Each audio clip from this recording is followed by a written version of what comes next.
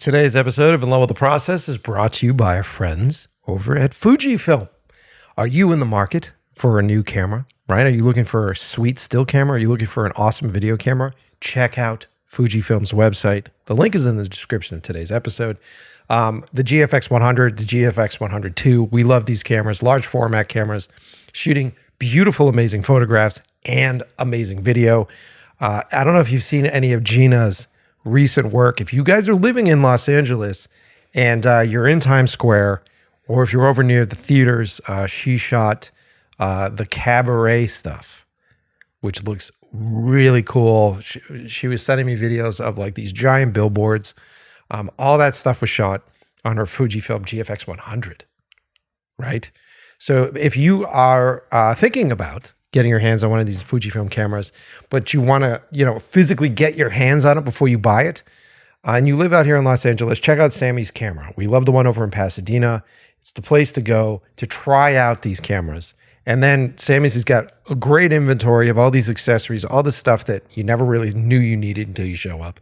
But it's an awesome place to go and get your hands on these cameras, test the lenses, test your lens adapters.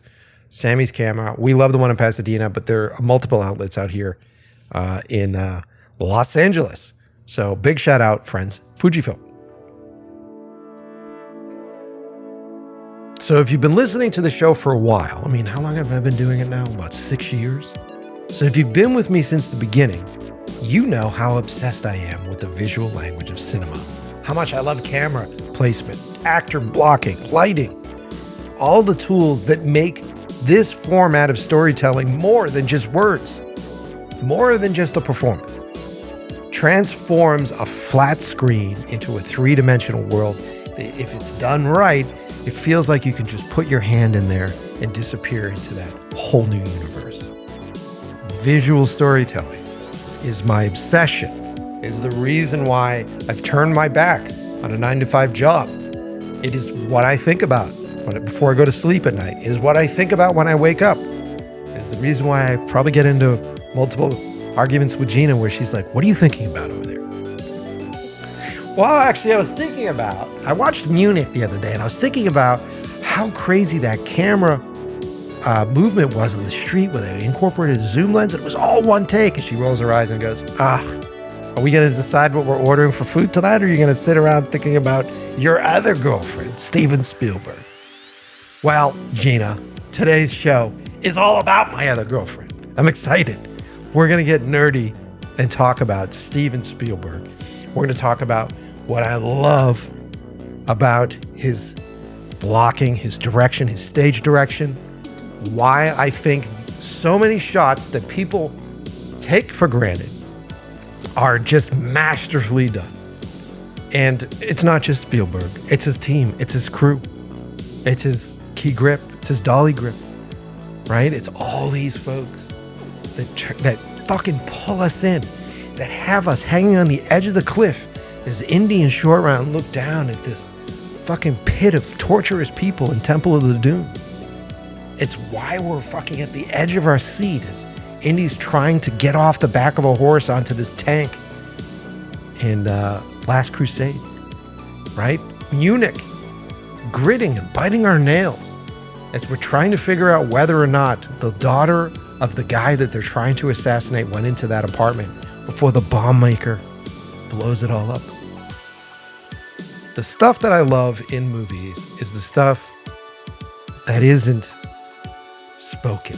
It's the stuff that is subconscious. It is the stuff that we just assume. And that assumption and that subconscious trickery takes so much skill. And so I found today's guest on Instagram because one of his videos showed up on my Reels, and he posted a video about Hook. You guys remember Hook? Robin Williams, Steven Spielberg directed. And it's this shot. He breaks down this shot of Robin Williams playing Peter Pan, walking up to his house and seeing that the door has been broken. And he breaks this down on screen in such an interesting way that brings you, the viewer, out of sort of the magical moment of the scene and into what it took to make this magical moment. And I swear to, I'm going to have this on loop the whole time that we're talking about the show, because every time I look at it, I see something else. It's insane. And so today on the show, I've got the guy that made this video clip. In his own way, he's a director. He's a YouTube creator. He is somebody who loves cinema as much as I do. Scott Jeschke is on the show today. I got it, right? I got his name right. Yeah. Scott Jeschke's on the show today. And we're going to get nerdy about Spielberg. We're going to get nerdy about what we love about cinema. And I'm also going to start the show, because I've already done the interview. We're also going to start the show by just sort of placing some context behind Scott, what he does. And then, you know, the two of us are two young directors that have a lot of questions for each other. So you'll hear us sort of go into some rants about the business and agents and all that kind of stuff. So you'll find some interesting shit there. But as the episode continues, the whole back end of the show is just us talking about Spielberg shots. And what I highly suggest, I'm going to try to repost some of this stuff on our Instagram, and then we'll try to drop links on In Love with the Process. Do your homework while you're listening to the show. Pull up either Scott's Instagram or my Instagram, and we're going to put these videos up there that we're referencing, okay? So if you follow me on Instagram at Mike Pecci, if you follow the podcast at Love with the Process Pod, I'll repost Scott's stuff there. We're going to be talking about this clip from Hook. We're going to be talking about clips from Munich, and there are quite a few great ones. He's got these great breakdowns from Spielberg's West Side Story, which is really epic. He also talks about shots from War of the Worlds, which is one of my favorite Spielberg movies, and one of my favorite Tom Cruise movies, actually. The movie's fucking perfect. And if you guys haven't seen Munich yet, watch it right now. Go watch Munich and get lost. You know what? Watch Munich after we talk about it, because I think you're going to respect it even more, knowing what we share with you on the show today. Before we get into it, thank you for following me on Instagram at Mike Pecci and the podcast at Love of the Process Pod. On Instagram, I've been posting all sorts of new content, all sorts of new creature stuff, showing love to the artists that I love out there, the practical effects wizards that make being on set so fucking fun, you know? So whenever you guys see me do a post, don't just check it out and give it a heart. Like, check out the descriptions and go see the artist that creates this stuff, and you'll fall down the rabbit hole that I do every day. I just see this work, and I need to share it with everybody, because these people don't get enough credit for what it is that they do. So you'll see all that stuff up there on Instagram. Also, don't forget that Lance is doing his one-man stage show out here in Los Angeles. Tickets are still available. I think they'll still be available by the time the show comes out. Definitely go check it out. He is performing on November 8th, 9th, 10th, 12th, 15th, 16th, and 17th. So he's got 7 shows. I think I'm going to opening night. So I think I'll be there on the 8th. I'm excited about it. You'll be able to see Lance do what he does in person, on stage, experience a performer. Like, it's fucking crazy to me, being an actor that is carrying an entire piece, and you have to, it's over an hour, right? You have to learn off book all that dialogue and all that emotional blocking. It's pretty nuts, dude. I couldn't do that. So I'm excited. I'm excited to see him. Make sure you grab your tickets. Let's see what else is going on. Anything interesting? Well, we got a bunch of stuff that I'm not allowed to talk about yet. And I'll catch up with you guys at a bit on the back end of the episode. But for now, I got so much to get into with Scott. We're going to get real fucking nerdy on Steven Spielberg. So brace yourselves for it. You might want to make some notes. You might want to write down some movies to watch. And fucking have a good time with it, man. Because this is one of those episodes, even though you'll hear us, be salty about some shit, this is an episode that we're celebrating cinema. All right? So strap yourselves in. Get ready for the brand new episode of In Love with the Process.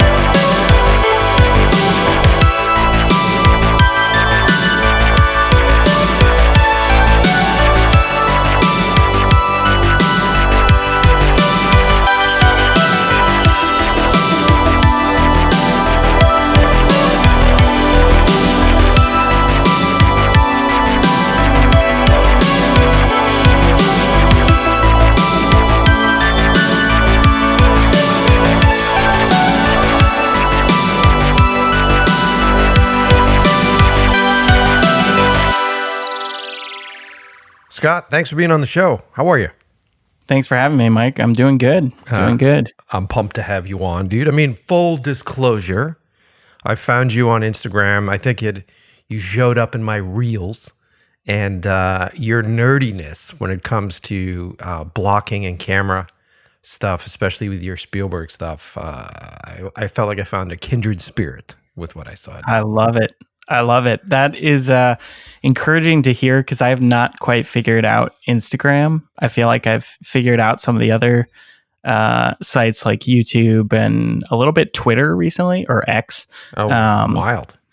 And I wasn't getting much play on. I was like, where are my nerds at with those videos on Instagram? So I'm glad you found them. Well, I mean, we're all slaves to some sort of algorithm one way or another. And, I feel like Instagrams is the most volatile algorithm out there. So it's like, one week you're crushing. Well, 1 week I'm doing really well. Next week I have like 5 fucking people. And it's not for, it's not because the people don't want to see the shit. It's just Instagram suddenly decided like, this week, we don't want you to make any money this week.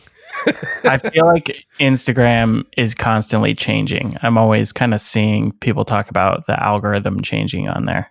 Yeah, it's crazy, dude. It's all over the fucking place. And you just, I've talked about this on other shows. I won't go too deep on this one, but you, as a creator, with the knowledge of how the internet works, right? Before all the algorithm stuff played out, it's like, fuck yeah, I can reach an audience. I can put my stuff out there and have people that like my stuff and want to like my stuff know when I release something and I drop it. That's the point.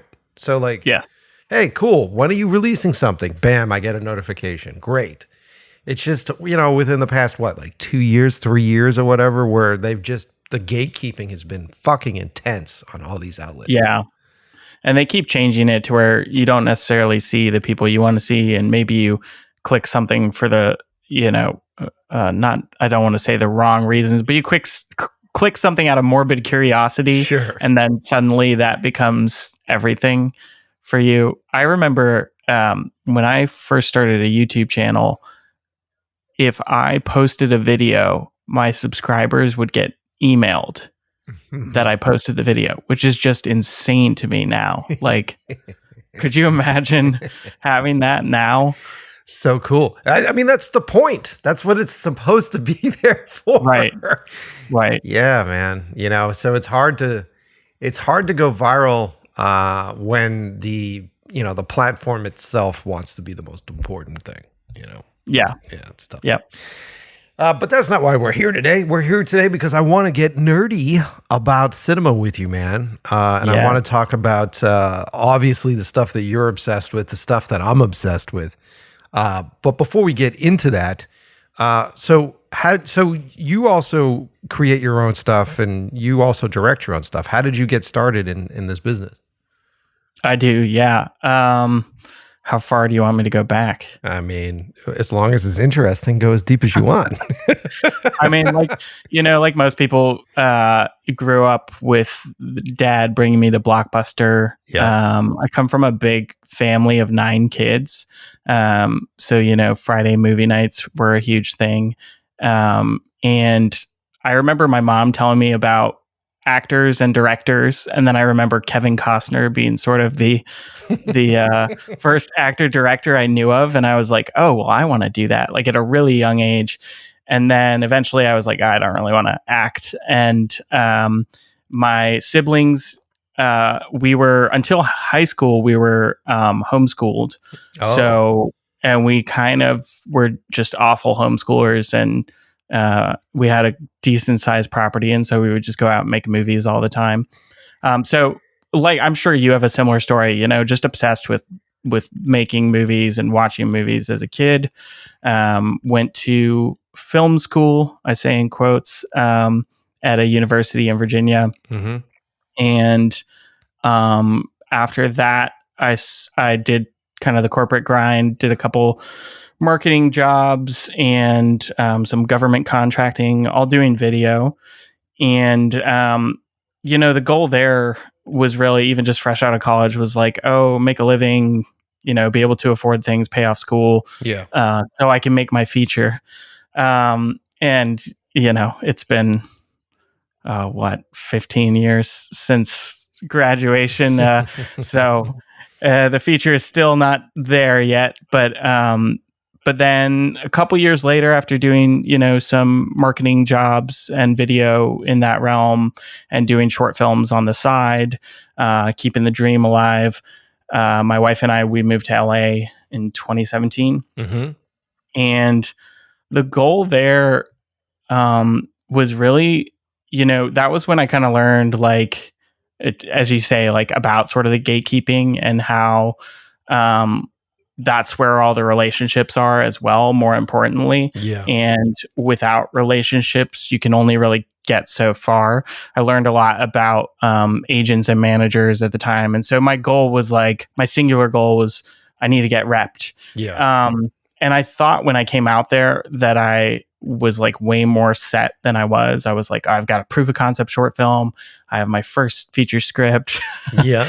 And that's, as you know, not at all how it works. And so over the years, I tried to I was really inspired by the Duffer Brothers approach of going the writing route and then getting reps that way and then directing their first feature and then, the rest.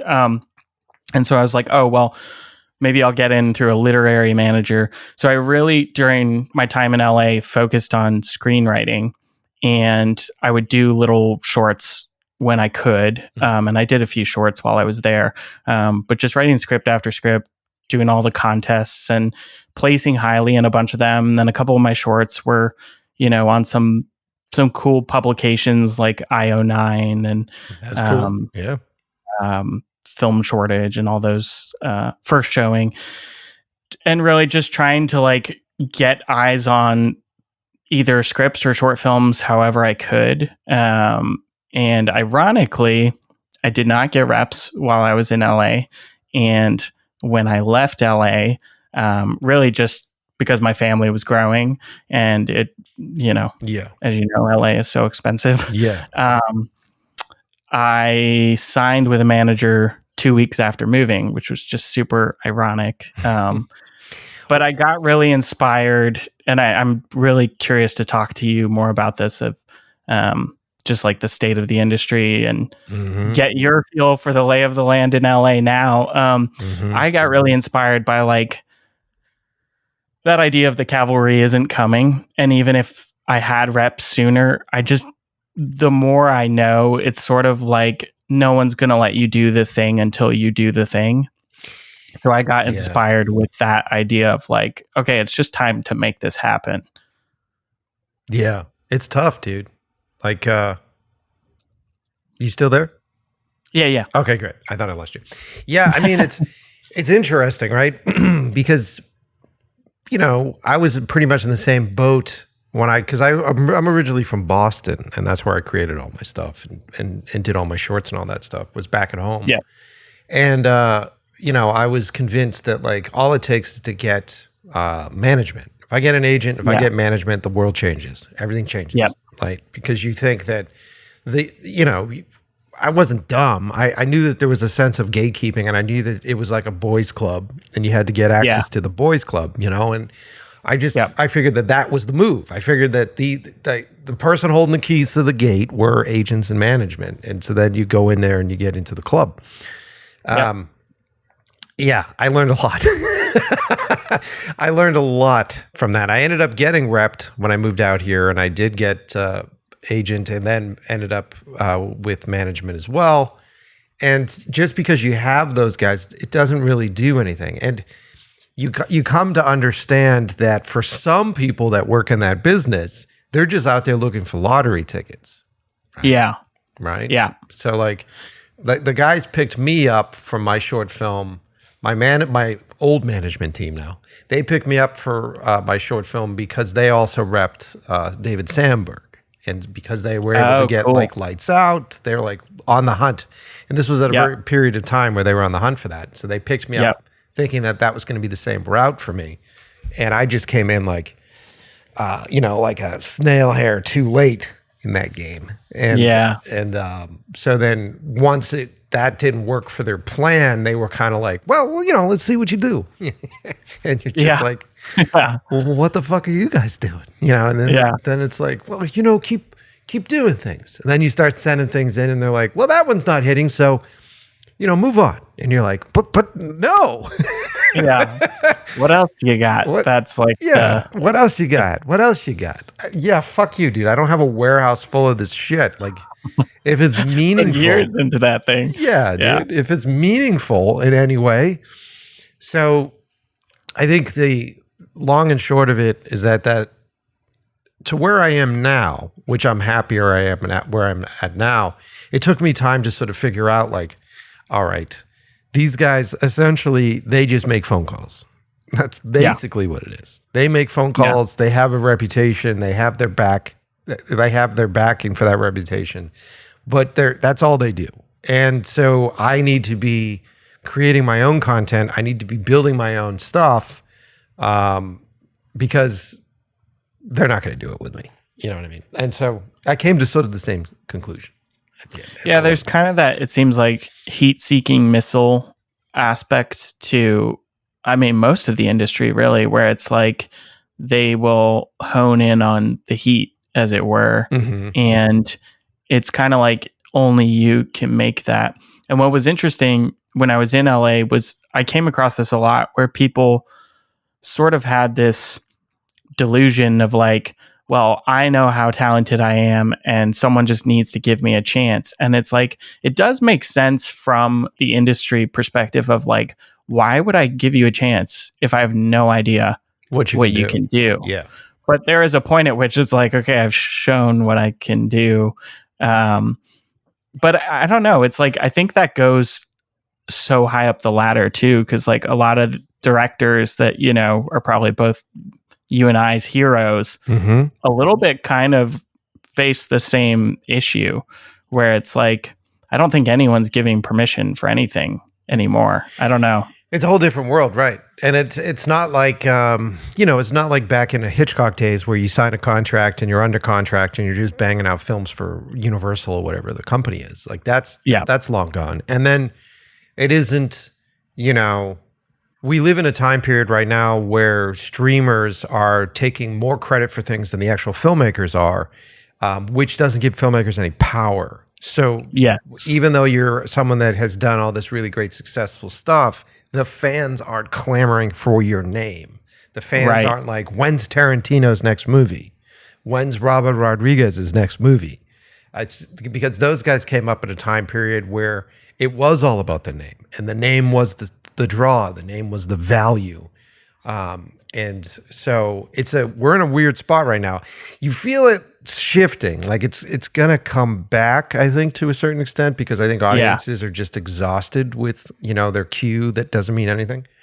But it is shifting back, dude. I think it is coming back. I think actually, I mean, I could be delusional, but I have this theory that we're gonna see a shift similar to the movie brats in the 70s. Yeah. And maybe even a little bit what we saw in the 90s. And I think, I mean, again, I could be delusional, but I think some of that might be YouTube related or things of that nature, because we do definitely live in a time where you kind of have to make your own personal brand, as cringy as that sounds. It's just the reality. Yeah, it's true. And I think that even, you know, you look at studios and it's like they are using, you know, their stars' Instagram accounts or whatever for the marketing of their film. Yeah. And that's where a lot of the power is. And so to your point and to what, you know, I see you doing as well, is like you have built your audience, you're building your fan club.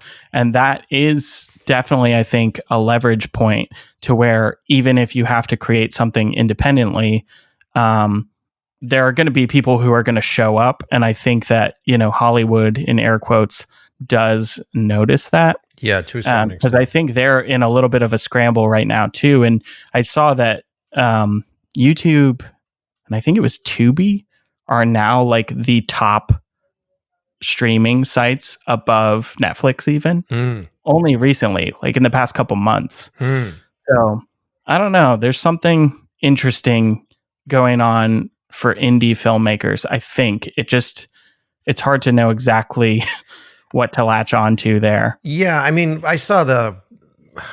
I'm very skeptical, probably because I'm Generation X, but I'm very skeptical about a lot of this shit. And I just saw this release that came out recently, this PR release for YouTube, and they're just like, YouTube is going to create a on TV streaming service thing, and they're going to do it the same way, and it's going to compete with Netflix, it's going to compete with all this, but the huge difference is that the filmmakers are uploading stuff, and the filmmakers are doing things. And I look at that and I go, yeah, but also the filmmakers are having to finance all of that. The filmmakers are having to put everything together and spend all their money on that thing. And this is such an interesting little twist of events for you guys, because prior to this, a few months ago, all these YouTube creators were jumping off of fucking YouTube because of how ridiculous it was to keep up with the specific needs for YouTube's algorithm. Yeah. You know?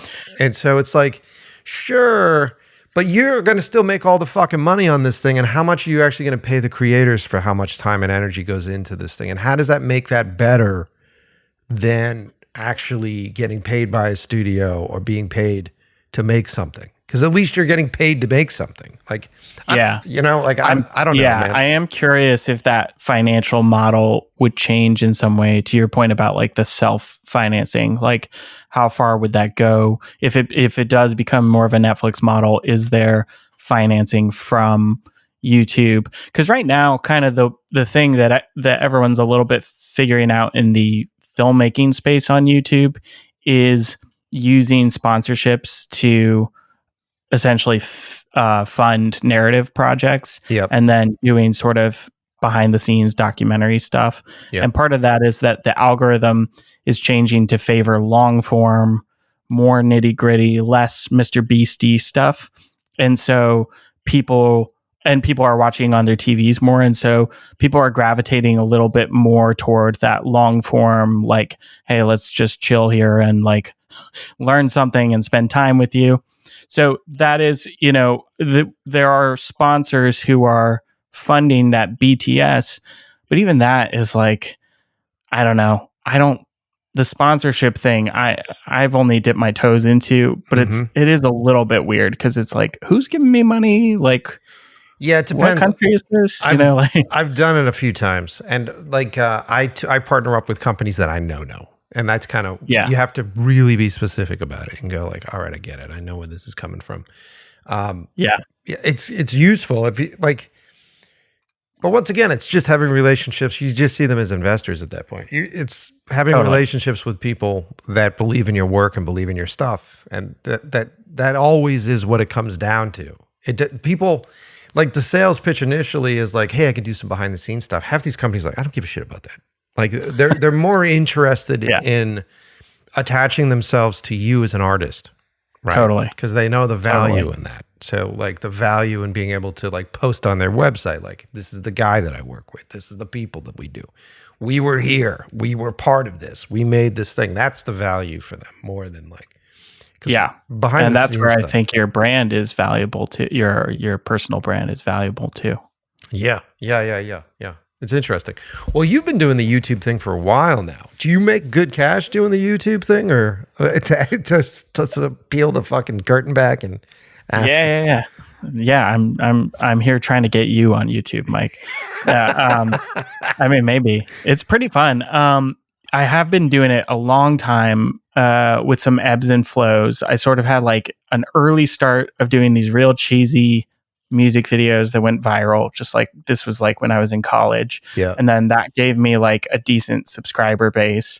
And then, I would just put my short films on there. I saw a lot of the festival route stuff when it comes to short films. And I was like, I don't want to go through all that. And, there are these kind of, like you said, the David Sandberg success stories or Dan Trachtenberg of like putting their films online. And so I was always sort of banking on that. And I was like, well, I know I'll get a few thousand views if if I put it on YouTube. And then when I was in LA, I sort of got back into YouTube and sort of did a little more of the filmmaker YouTube space. And but just here and there, it was only when I had time for it. And then I sort of fell off on that. And then I'd say in like 2021, I got really back into it to where I was doing, 1 or 2 videos a month. Yeah. And then I've been keeping that up since. And it's been a lot of fun. I mean, weirdly, I think as a director, you're going to be like, what are you talking about? But as a director, it's been the most useful for me because it's those little tiny things. Like when you watch movies, like we talk about Spielberg, when you watch Spielberg movies, it's like, I want to try that little thing. I want to practice that little thing. Yeah. And you're just constantly taking these mental notes. And on YouTube, I sort of have positioned it in such a way that I treat even like product reviews sometimes like a little short film with a narrative style. And I'm like, I can do whatever I want. Like I can do this however I want. I can shoot it however I want. And so I'm able to just practice all these little things and constantly be running the camera, constantly be honing my voice and like finding that, and so that is like, for me, that's been the most rewarding thing about it. I feel weirdly so much more confident as a narrative director from YouTube. Because as you know, too, like when you're doing short films, even if you've done a bunch, it's like usually not more than like 2 a year. Yeah. The time in between is pretty crazy. Yeah. So just to be constantly rolling the camera and just being like, how do I want to say this? Like visually or, in writing or what have you. So that's been a big thing. With the financial side of it, I mean, I'm not making very much money off of it. You make a few hundred a month I do. My channel is not huge. Yeah. It's like 22,000 subs from ad revenue. And then, maybe a couple thousand from sponsorships, but I haven't really like figured that out yet. Yeah. And then affiliate links you can do really well. Like I had one link that was making like $1,000 a month. And that's, not too shabby. Yeah. Just as like passive income. But it's really just for now, it's like a side thing. I've learned a lot about it and I've had a little bit of mentorship in that. And I'm hoping to parlay it into my feature film in whatever way I can, like use it to serve that. But I don't have ambitions to be like a full-time YouTuber per se. Yeah. I mean, that because, I've confronted this for a few years now where people are like, you're going to go do the YouTube thing. You're going to get on there. And my concern is that, to be writing stuff and to be pitching movies and it takes so much fucking time out of my life to do that. Totally.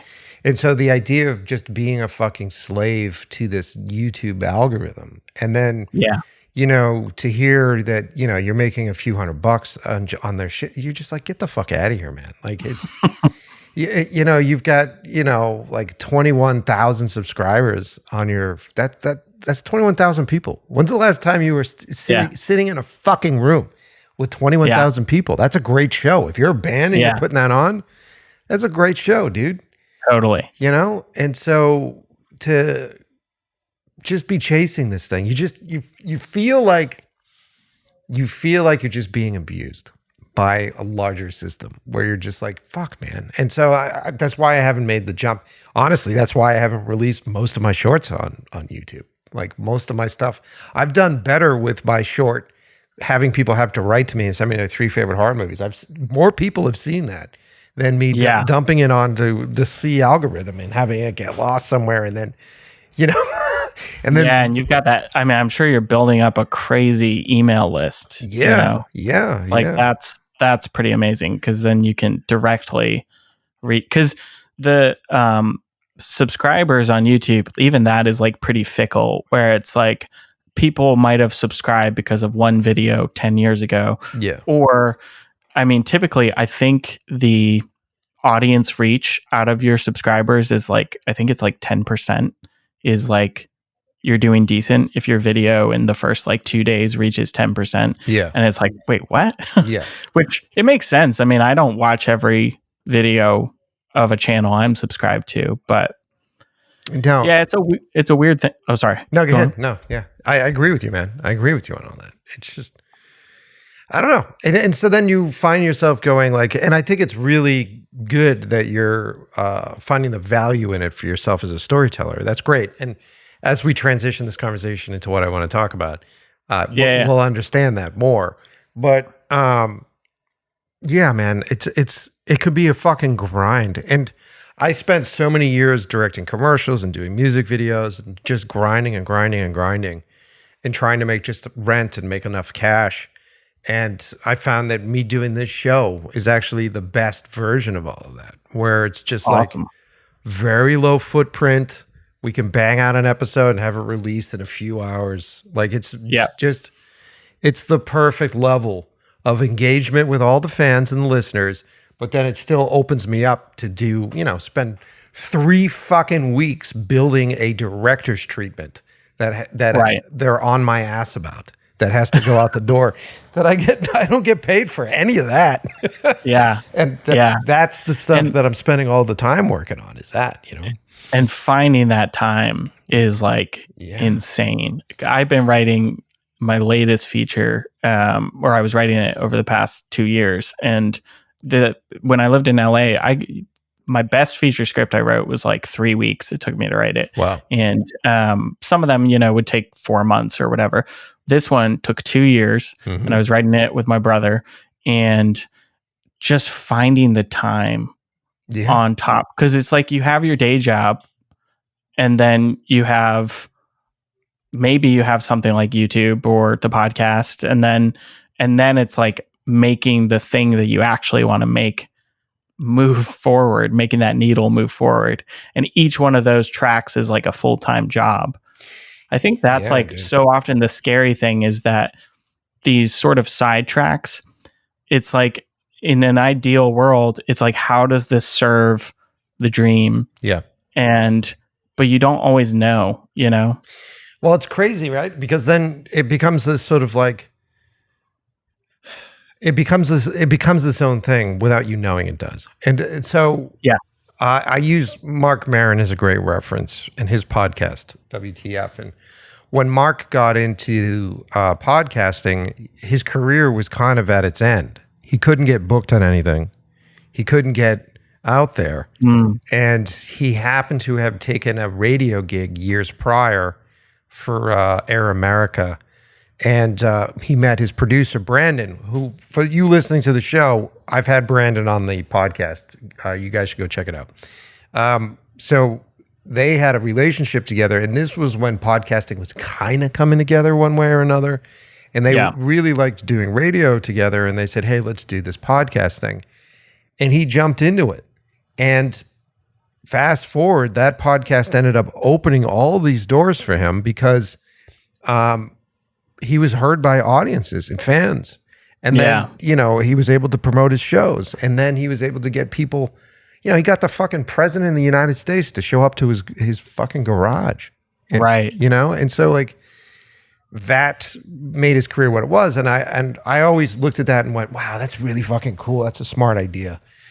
Yeah. And so, of course, I'm late to the party, but I started to do that stuff on my end. And, I'm 6 years into the podcast, I think. And now the show is actually doing really great things for my career.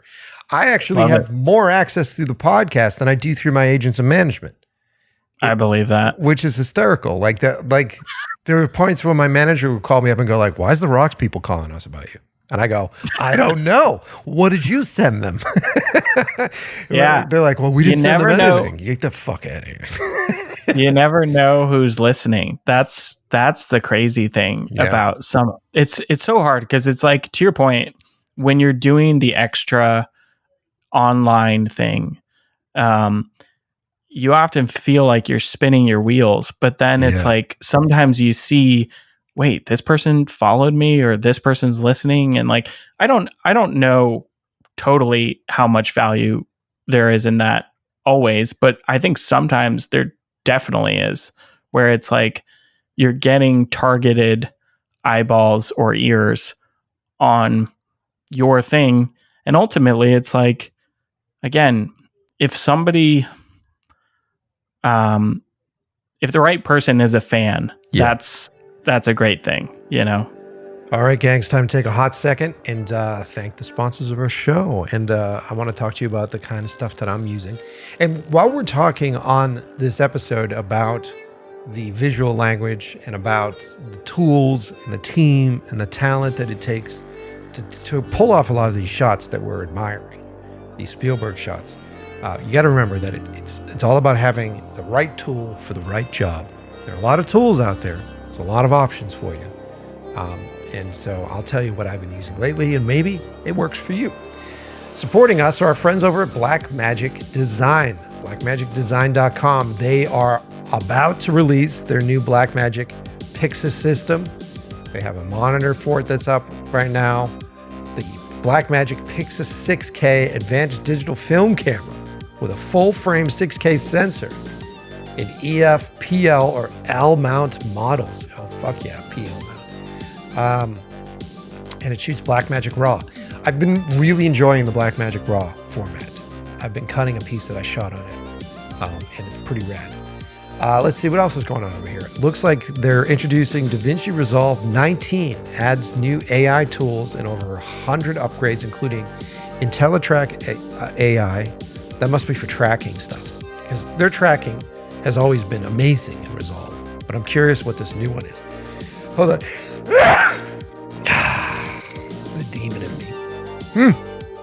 My brain just reset. Color splice grading plus multi-source editing. Oh, interesting. What is this? I'm going a little deep here, guys. Hollywood's #1 post solution. What's new in Resolve? Multi-user calibration. Tell me about this fucking tracking thing. Cut. Fairlight. It's a crazy fucking software where it's all involved in one at this point. Pretty cool stuff. Anyway, I can't find what I need right now. Go check out DaVinci Resolve and go check out Blackmagic's cameras, blackmagicdesign.com. We love them. They've been supporting us for over a year now. And I use them every day. Also supporting the show are friends over at Puget Systems. What kind of computer do I use when I run Resolve?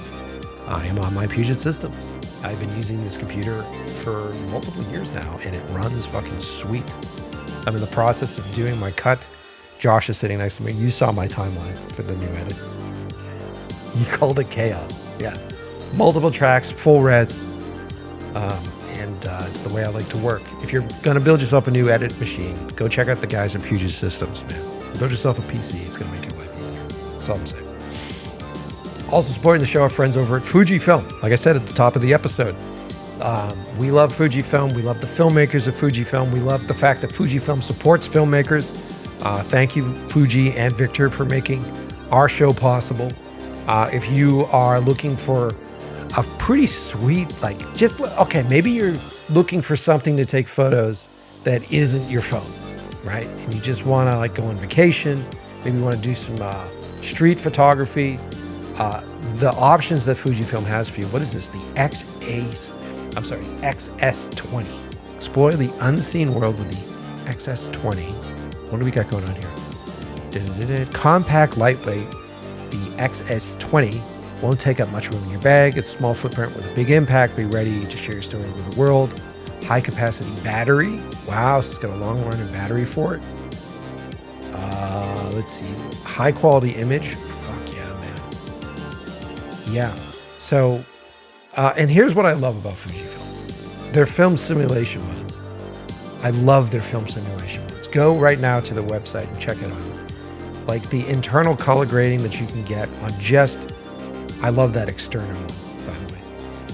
The internal color grading that you get within your camera. So if you want to have something that is fun to shoot while you're on a trip, you're running all over the place, and you want it to look good in camera, and you don't want to be going home and doing Photoshop on all your images, the film simulation mode is the way to go.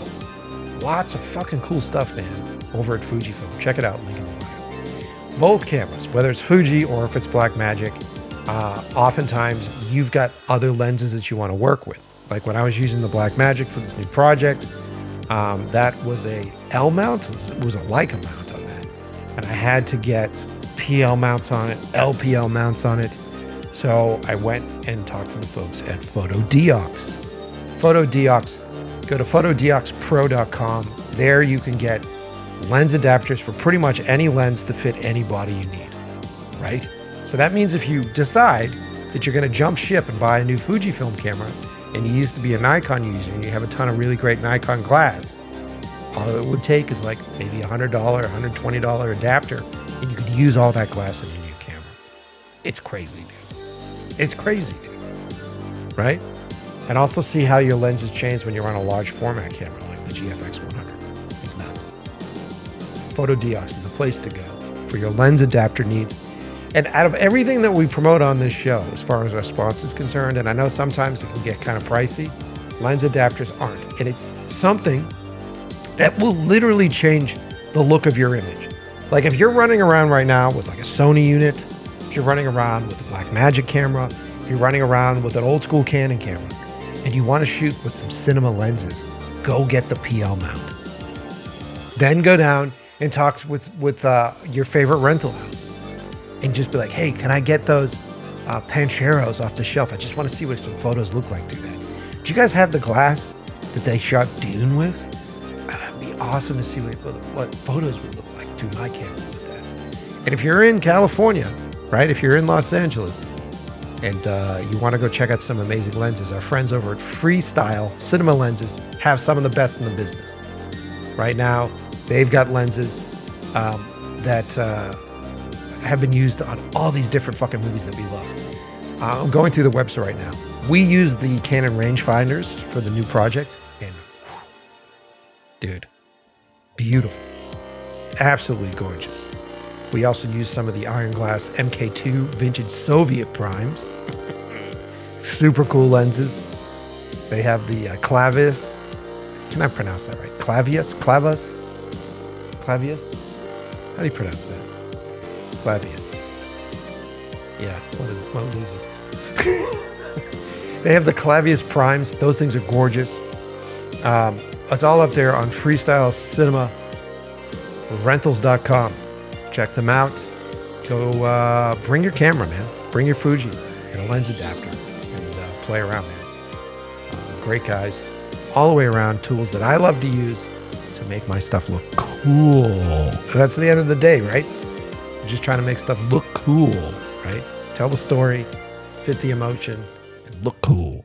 Well, dude, you never know. Like it just never know. It plays out in a weird way, and then next thing you know, you're having a conversation with people that really like you and they want to support you, and then you get into what I wanted to get and what I'm sure you wanted to get from an agent and management. Now you have true friends in the industry that truly respect your work, and then they start making calls. And then those calls have so much more value than some management company going and pitching you in a space. Like if a friend who's a successful director puts a call into an actor saying that they vouch for you, it's mob shit. Then you're like, do you vouch for him? Yes. Yes, I do. You know?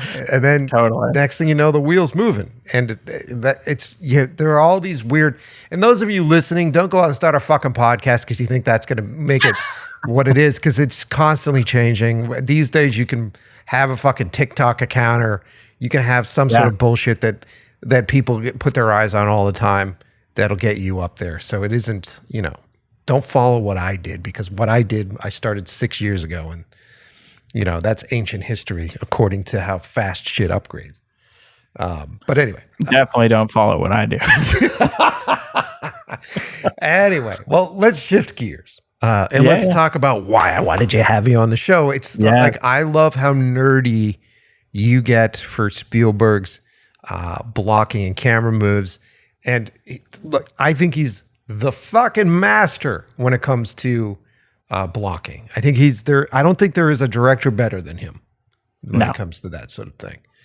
All right. So a couple things. One, on your Instagram, I'll repost some of this stuff so the audience can find it. But Cool. you did a really cool breakdown of Hook, Yes. which I really liked. And I hadn't seen Hook. So for those of you who haven't seen Hook, obviously it's Peter Pan, Robin Williams, Dustin Hoffman. And most of the time, whenever you see someone posting about Hook, it's bangarang and all the kids eating the fucking bullshit, right?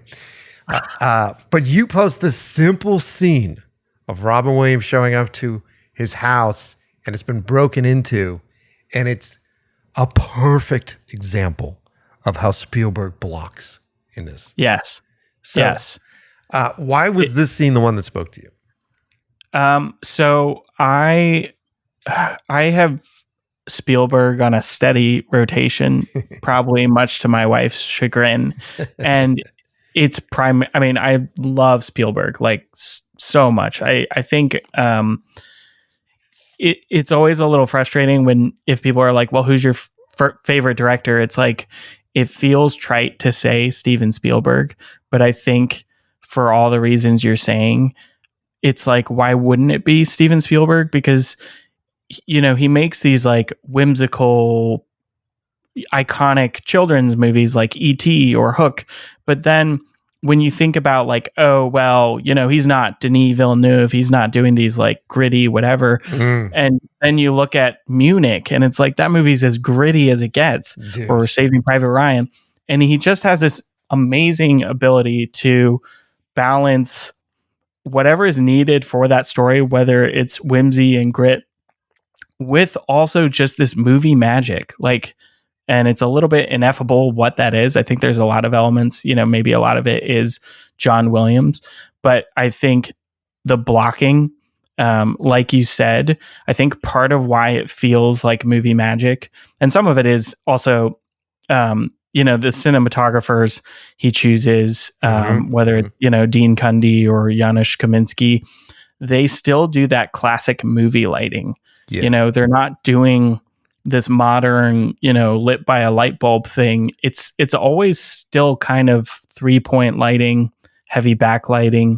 Yeah. And so I love that. Like, he still holds to that classic movie lighting, but then the blocking, what's so interesting about Spielberg is that you look at any TV show from the 1960s back probably to at least the 50s, and everyone blocked like Spielberg. Yeah. You know, they would have these moving masters and, you know, play with foreground, background, how the actors move through the masters. Usually the camera's on a dolly and it's just moving one direction or the other, and the actors are in some sort of dance with that. And often in those older shows, they would use actors in profile in the foreground as a way to sort of like rearrange again that 3D space. And it's so obvious that Spielberg came from that. What's so crazy though, so it's funny, I've posted some of these breakdowns, and you know, if you're listening, they're essentially breakdowns of Spielberg's staging and blocking of actors to camera, and that relationship. So how he moves the actors within the frame to essentially create new compositions and what essentially look like new shots. So he might have one single shot that has essentially 10 compositions in it, and you don't really notice. So anyway, sorry, Mike, this is my long-winded way of saying. Keep going. When I watch Spielberg movies, I am obsessed with that. Like, I'm just constantly studying that, because I think that one is something about directing that not every director can do, or is doing, or cares to do right now, or cares to do. It's a lost art form in the era of shot reverse shot. And so I'm just studying it because he is the master. I think the hard thing though is that I do think it is very intuitive for him. Yeah, and you know, some of it is like storyboarded, but some of it is like him walking around with a viewfinder and being like, now this. Yeah. And I mean, I want to pick your brain in a minute about how you approach that. Because to me, studying it and breaking it down is one thing. It helps me to understand what tools does he have in his tool belt in terms of new compositions within one single shot. Yeah. but actually implementing that is really difficult. And I've had people comment on these videos. They're like, there was like one shot from Munich, and they're like, I don't see what's so, tough about this. Or they're like, this seems pretty standard to me. And I'm like, Get the fuck out of here. Nothing about this is standard. Get the like, fuck have you out ever? of here. Yeah, you So do it. You do it, dickhead. Pick up your Movi. Try Pick up it. your stabilizer and see what it's like. See if you can focus and land on the fucking marks at the same time. Yeah, right. Sorry, go ahead. Sorry. Let me jump in real quick. Yeah, please. It's incredibly difficult. Because I'm a huge Spielberg nerd too, and for if you've seen 12 Cam, a lot of influence there. There's all sorts of really influential stuff for it. And when I started studying it too, it was the same thing because I started as a cinematographer, and as a young kid, you don't have crew, right? So you're running around and you have this camera, and you're like, all right, I'm trying to pull focus, and you're trying to teach yourself how to pull focus as you push in on a subject. You're trying to do all that at the same time. I came to realize that how these guys do it, they work with really great crews. And so the first time I did a music video, I was working with, and I mention him often on the show. I should have him on the show. My buddy Mike Henry is one of the best key grips in Boston. He's done massive movies. I think he was just doing the new Salem's Lot that's out. Oh, cool. And Mikey and I were talking one day, and I had him on a shoot, and I had done the research, and I was like, okay, so Spielberg uses like a Fisher dolly for this thing, so I'm going to rent one. So and they're very expensive. I went out and rented a Fisher dolly, and then it turns out that I needed all these different offsets to be able to put the camera at certain heights, and then you can't just use the Fisher dolly. It has its own language on its own, and so now you have to have a crew there with you to use it. And so I was trying to figure it out, and I had got my hands on these tapes. They were DVD sets on blocking and how to block scenes and how to block long takes. And so I was getting really lost in the weeds on it. And I thought I was doing my prep as a director. So I showed up to set, and I was like, I think what it needs to be is you should be on a slow boom, and you should push on this whole thing. And he turned to me and he goes, hold on. And he went over, and we had a viewfinder. He's like, take the viewfinder. Show me where you want to start. Show me where you want to end. That's it. And so then as I walk over, I go, okay. And he goes, show me. And I go over and I find the angle, and I go, this is the angle that works for me. My assistant camera guy runs over. He goes, don't move. He takes a tape measure, measures from where the lens is on my viewfinder to the floor, and goes, got it. And then continued further down around the corner. And I said, okay. And then I want to hit here. And Mike goes, all right, great. I walk away. He talks to his team and goes, all right, we need this on a small riser. We need this much track, lay out this track thing. And so then I sat at the monitor and I watched them do exactly that. And that was the first time I saw it. And I was like, oh, fuck. Okay. Well, can we make this more complicated? And they go, yeah, we can make this more complicated. And so when I look at, I'm staring at one of your videos right now from Munich, which I just watched again the other day. That movie is fucking genius. So good. And it's the one where the guy walks in the convenience store, the guy that they're going to kill. Yeah. Yeah. And I'm looking at this right now and I'm going, Spielberg probably just walks through this space with his viewfinder, and he's got his team of people. And I've heard that his key grip is on like a year retainer. I've heard this from him. I'm sure. So like he just walks through there and goes here to here to here to here to here. Boom. And then the cinematographer's like, we need a diopter. Like it's just all this stuff sort of plays out, and then he gets his coverage. Yeah. I think though where it gets really difficult to me. So I mean that Munich shot is fascinating because it's like you also have all these outside factors of like the car needs to come in at this point. Yeah. And first off, just to have the foresight of like in the script, it's probably like, and then the car shows up and they get out of the car or whatever. So when you're reading that in your mind's eye, you're probably picturing like, okay, well, I need to shoot the shot of them outside getting out of the car at the same. But for him to be like, no, it's going to be through the window. Like the foresight of that is incredible. To me, though, sorry. No, go ahead. Keep going. You're the guest. Where I get flustered as a director is when you're doing this stuff in tandem with dialogue. And I know a lot of it is you have the actors on set and you basically are like, what do you want to do? And then you're blocking it together and staging it together. And to your point, you've got that viewfinder and you're like, okay, then this composition, then this dramatic block. But as a director, to kind of remember the dialogue, to me, that's like so tricky because, like, yeah, the actor has it memorized, but I don't necessarily have it memorized. But what you do, I mean, that's why you do the block light shoot, right? So you have you have them come in and you have them run through it real quick, and you just go like, don't spend anything here, don't give me anything, just run through it. Yeah, and they go, all right, boom, boom, boom, boom, boom, and you go, okay, great, this is a poignant line here. We have to make sure that we're on this one way or another. But the camera's all the way over here to get this guy getting out of the car. Can you get it? Can we rack his reflection in the window to get that line? Yeah, we could. Okay, great. Yeah.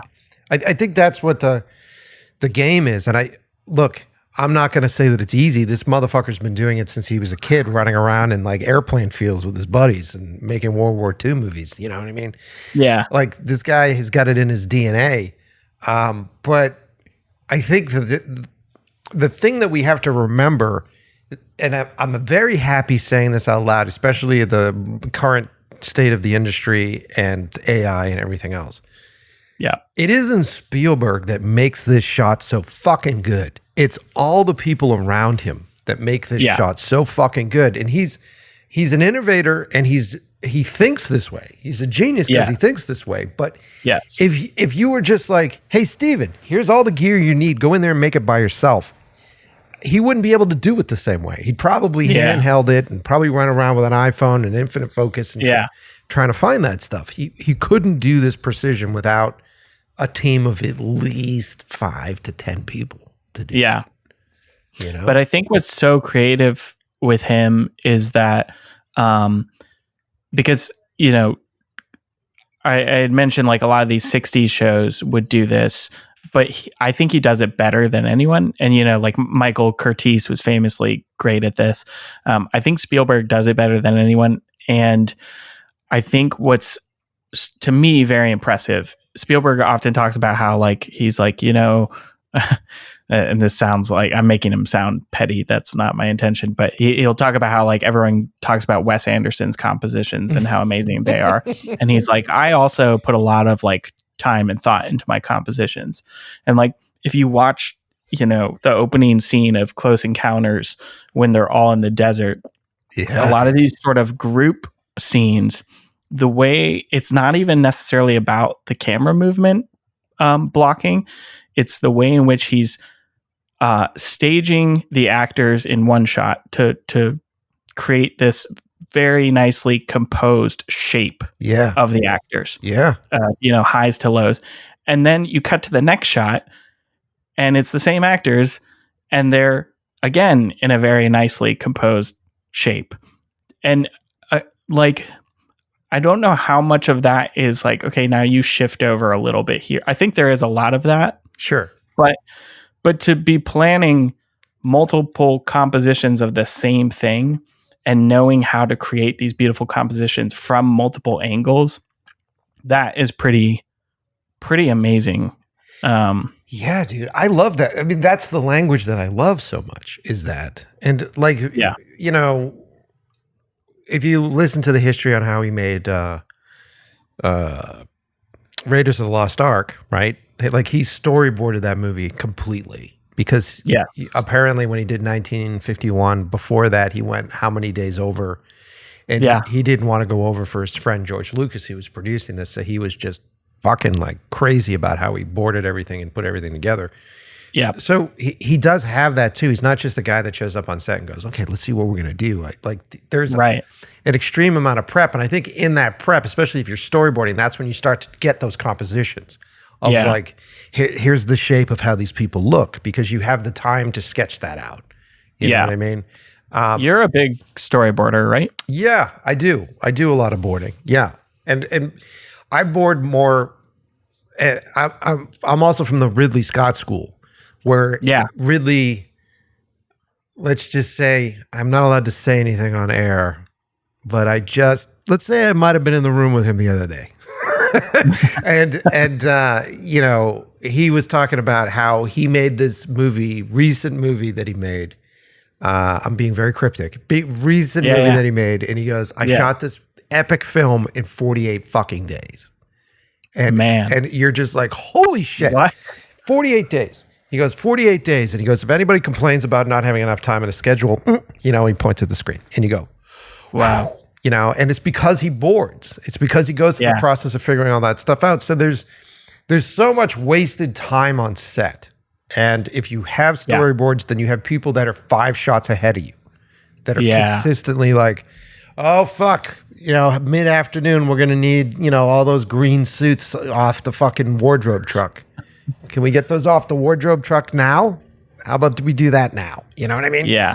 Like that makes it 48 days. It's not, you know, the amount of shots. It's just all that wasted time in between where it's like, oh, he should be sweaty in this. Oh, did someone put together this sweat mixture? No. How long is that going to take? 15 fucking minutes? Okay. You know what I mean? That's the savings, you know? And so I think when you look at those really beautiful composed bits, and I love that sequence where they find the airplanes in the dust field.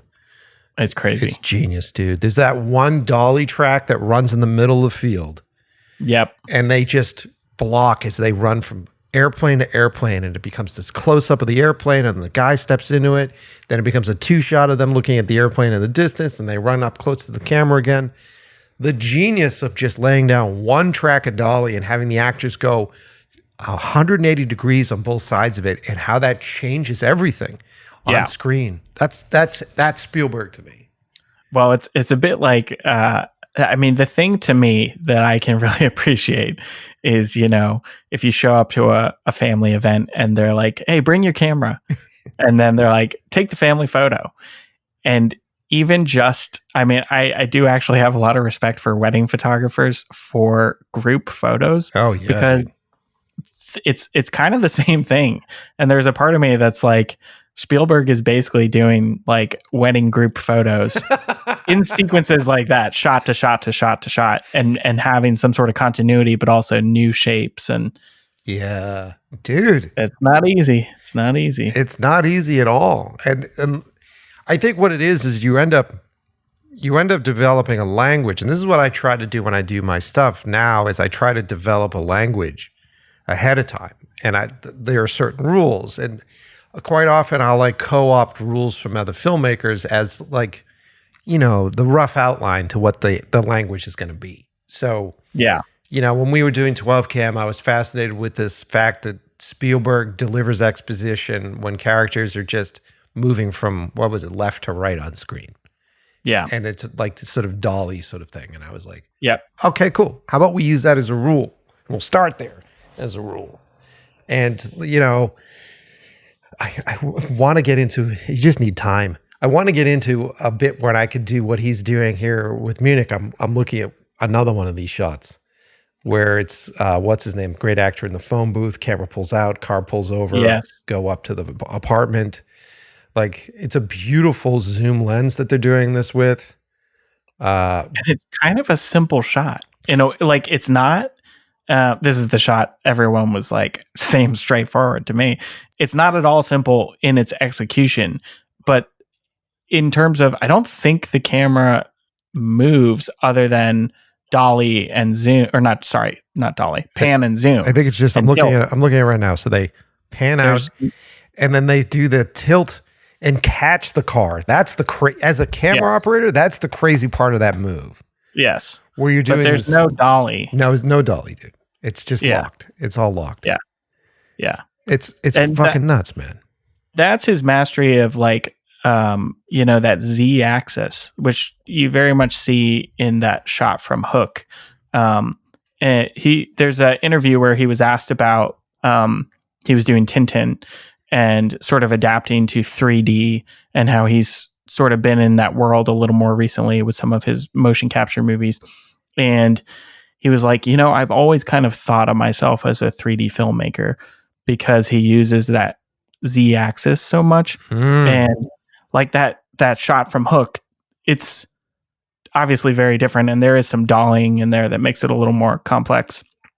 But so much of it is about using depth, you know? Yeah. Like now you step into this step forward, and then I tilt down, and then I don't know. That is like, and then I push in at the end here.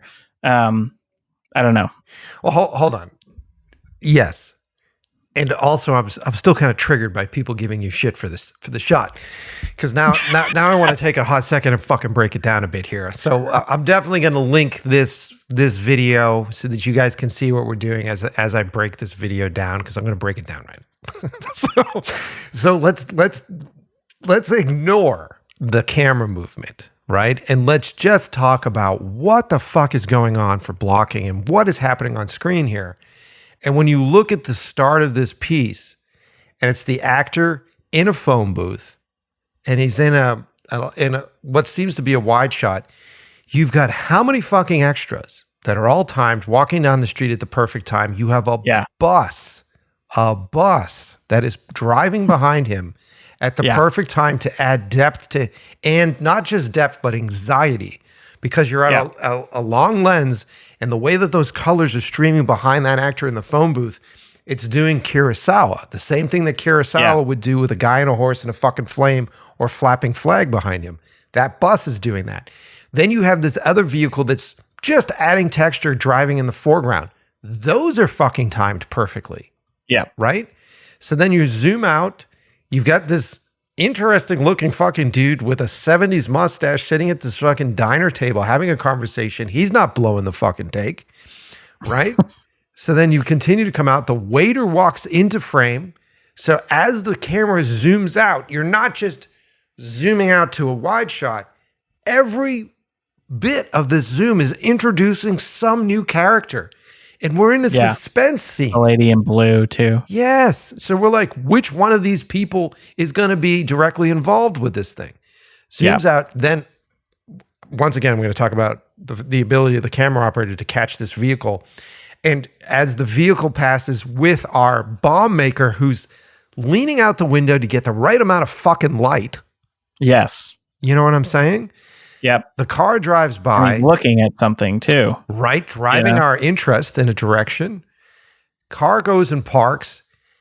Once again, in the zoom, it's not just zooming out to establish a new shot. A newspaper starts to move in the foreground. We see two guys, and it just doesn't land on our hero. There are two other people standing there at this newspaper stand. Another fucking vehicle drives through. Then he looks up to the window, pans up to the window, simplest portion of the shot. It's just a building at that point. Then, like, the complication of that shot is insane, dude. Yeah, and also the like, he does these like L shapes a lot, and you can kind of see it where you had mentioned that bus, and it's really interesting that on that first part of the shot, as the camera's zooming and essentially moving back on that Z axis, like we have the bus moving horizontally. Yeah. You know, so it's like these two, it's like this cross of movement. And it's the same thing with the car passing. When the car passes, the camera zooms out. Yeah. So I don't know. I keep saying I don't know, but it's pretty staggering what he's doing here. Yeah, and I think that if I was to examine this on a technical level, right? Because, you know, that's our job. We have a shot and we go, okay, how do I make the shot? How do I make this work, right? We're studying with our jaw on the floor the final version of this. So we're looking at this at its best form, right? Chances are he probably did a few takes of this. Right. Yes. Although he's kind of legendary these days, so maybe not. But chances are he did a few takes of this, right?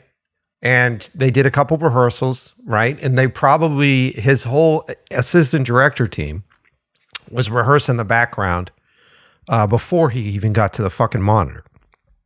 So, like, I think it's great. Yeah.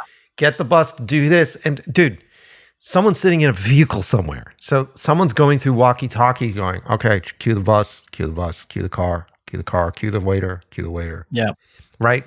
And that's your AD team. Like I get a lot of credit for my opening shot in 12 cam where I do the steady cam shot all the way through the space. I basically walked through that space, not even with a viewfinder, and said, camera wants to be here. I'd like to see this guy. I'd like to see this guy. I'd like to see this guy. And my assistant director did that. So I wanted to ask you about that. So, because you're doing a similar thing in that shot where you have these, the camera moves based on the motivation of these handoffs. Yeah. From the characters. Yeah. So was that like, what was your process for that? Well, the idea was that I needed to, ultimately, I knew that the movie was going to play out in a weird way, like a stage play, at least in that space, right? Yeah. I had to establish to the audience, here's where the sound altar is, where the professor is at one end of the room. Here's where the office is that we faux built at the top of this loading dock, and that's there. And then here's where our actor is in relation to these things. So I ultimately just needed the steady cam to establish the entire space so that the audience goes, got it. And then what we tried to do is design it with color. So like the altar was very warm. The office had blues in it. And then we have in the center of it the hole, right? Which is kind of dark and in there. So as the camera moves through the space, the audience is subconsciously making these references. Blue, this, boom, boom, boom, boom. So geography and all that. That was the purpose of it, right? So then what ends up happening is it expands on that, right? So that's my first conversation that I have with the cinematographer, David Kruda, and Vladimir, who was my assistant director. And so then we continue to go on it. And I go, how many extras do we have for this? I don't know. It was like 15, 20 or whatever it was. Okay, great. And then I talked to Vlad and he goes, I was talking to, because my brother was one of the guys who's not really an actor, but he's been in a bunch of my shit. He was the guy that carries the shovel and goes to the space. And he goes, all those guys have been talking off camera and they've created this backstory. And I was like, really? What's the backstory? What's the backstory that these guys are creating? And they're like, well, they're saying that like one of the workers just got wind that his wife had a baby, and they're all happy for him. And so it's like a good afternoon, and so they're just trying to get this fucking done so that they can go celebrate that they had a kid. That's awesome. And I was like, fucking rad. And so then we bring in all the guys, and my brother's there, and they're all there, and he's like, I had this backstory. I go, I heard, Mr. Actor, that she created this great backstory. And he goes, what I was thinking is, we can just like hand gear off to each other, and like we're just excited to do this. And I was like, cool, we should follow that. We should follow the shovel handoff, and we should get to all these different guys. So that's how it built, man. It wasn't me sitting in a fucking room somewhere sketching it and going like, well, we follow the shovel and the shovel means this about. No, it was the collaboration of all these folks. That's cool. That's filmmaking, man. That's fucking filmmaking. And so when I see shit like this, I can't help but think that this isn't all Spielberg. I can't help but think that his assistant directing team that I'm sure he uses all the fucking time, they're like, dude, we got some background figured out for you. You know what I mean? Yeah. I think so many of those details, I think you're totally right. I think he has the intuition for those compositions. Yeah. But I think you're totally right of like, it's those details in the background that add so much texture. Yeah.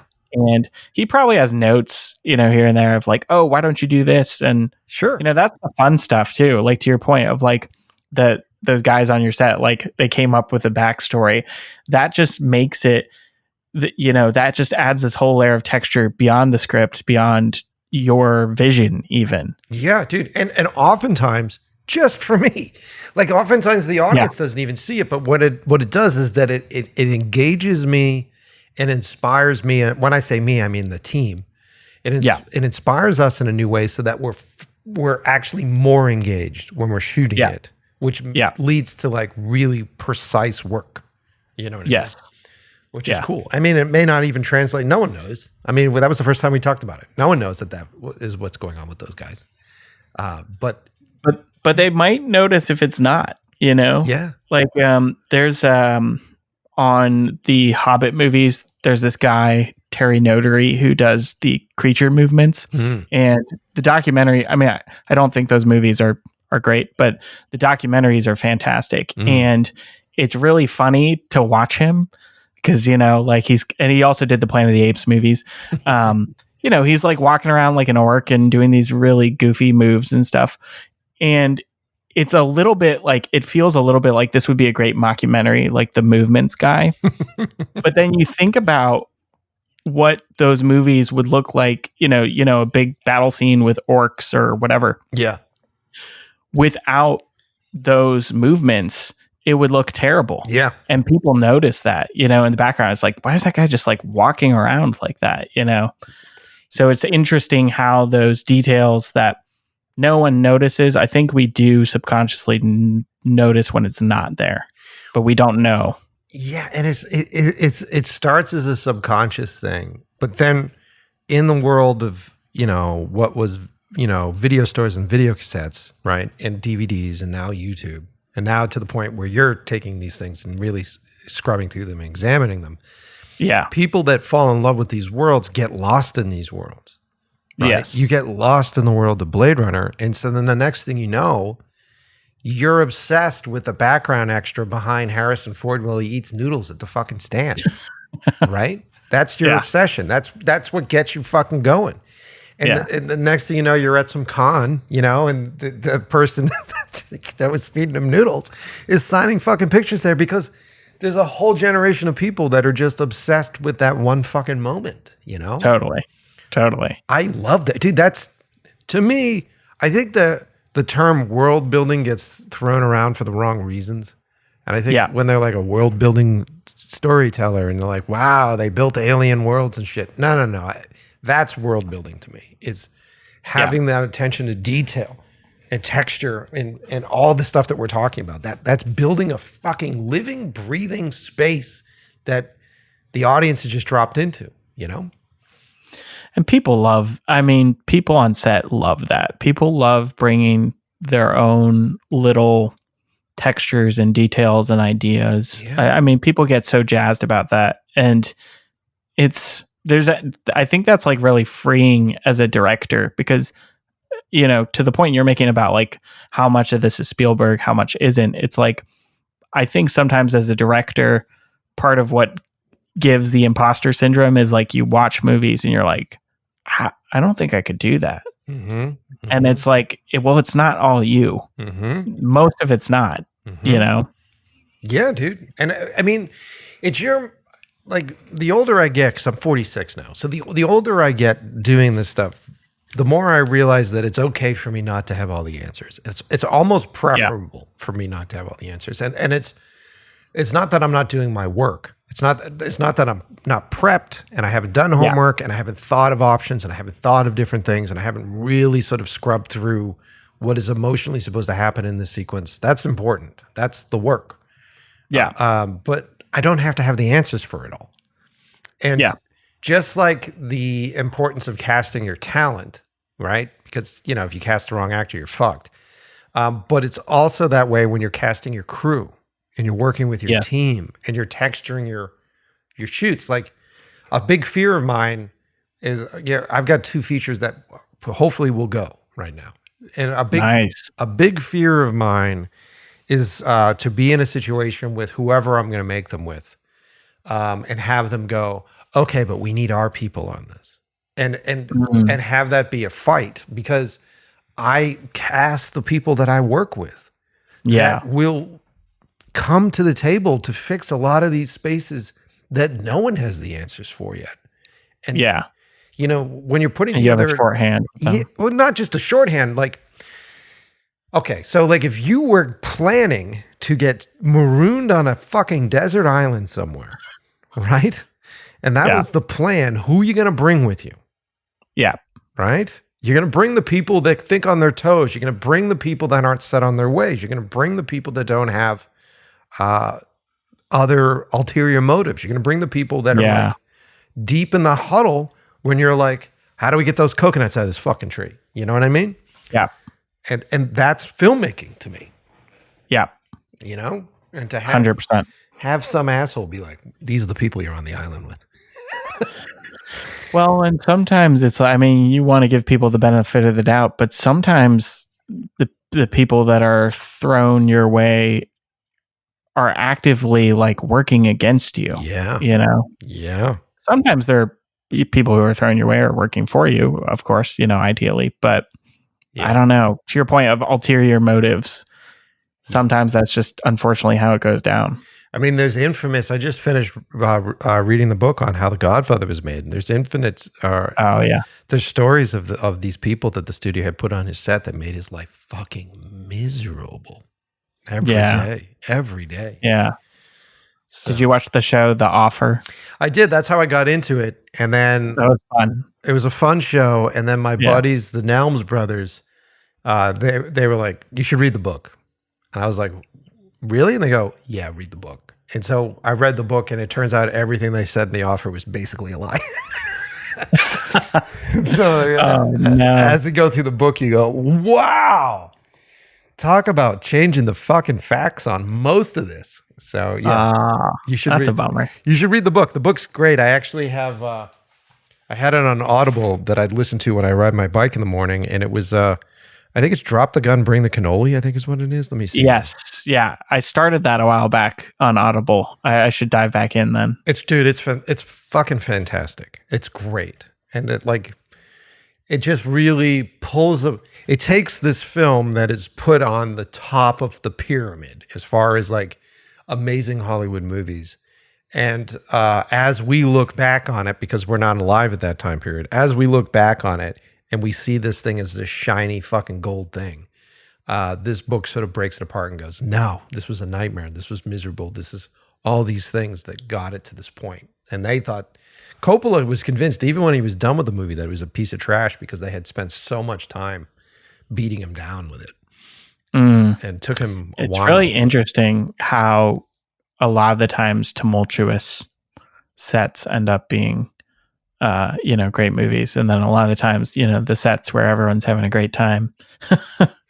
Not that anyone should aim for tumultuous sets. Yeah. Absolutely not. I mean, kind of, sort of, maybe. I mean, like, my goal is always have a great fucking time on sets no matter what. And I think it's just about not becoming complacent. I think what ends up happening, at least for me, and I shoot myself when it happens, is that when you're on set and everybody is like, "Oh, I'm kind of over this. I'm kind of tired."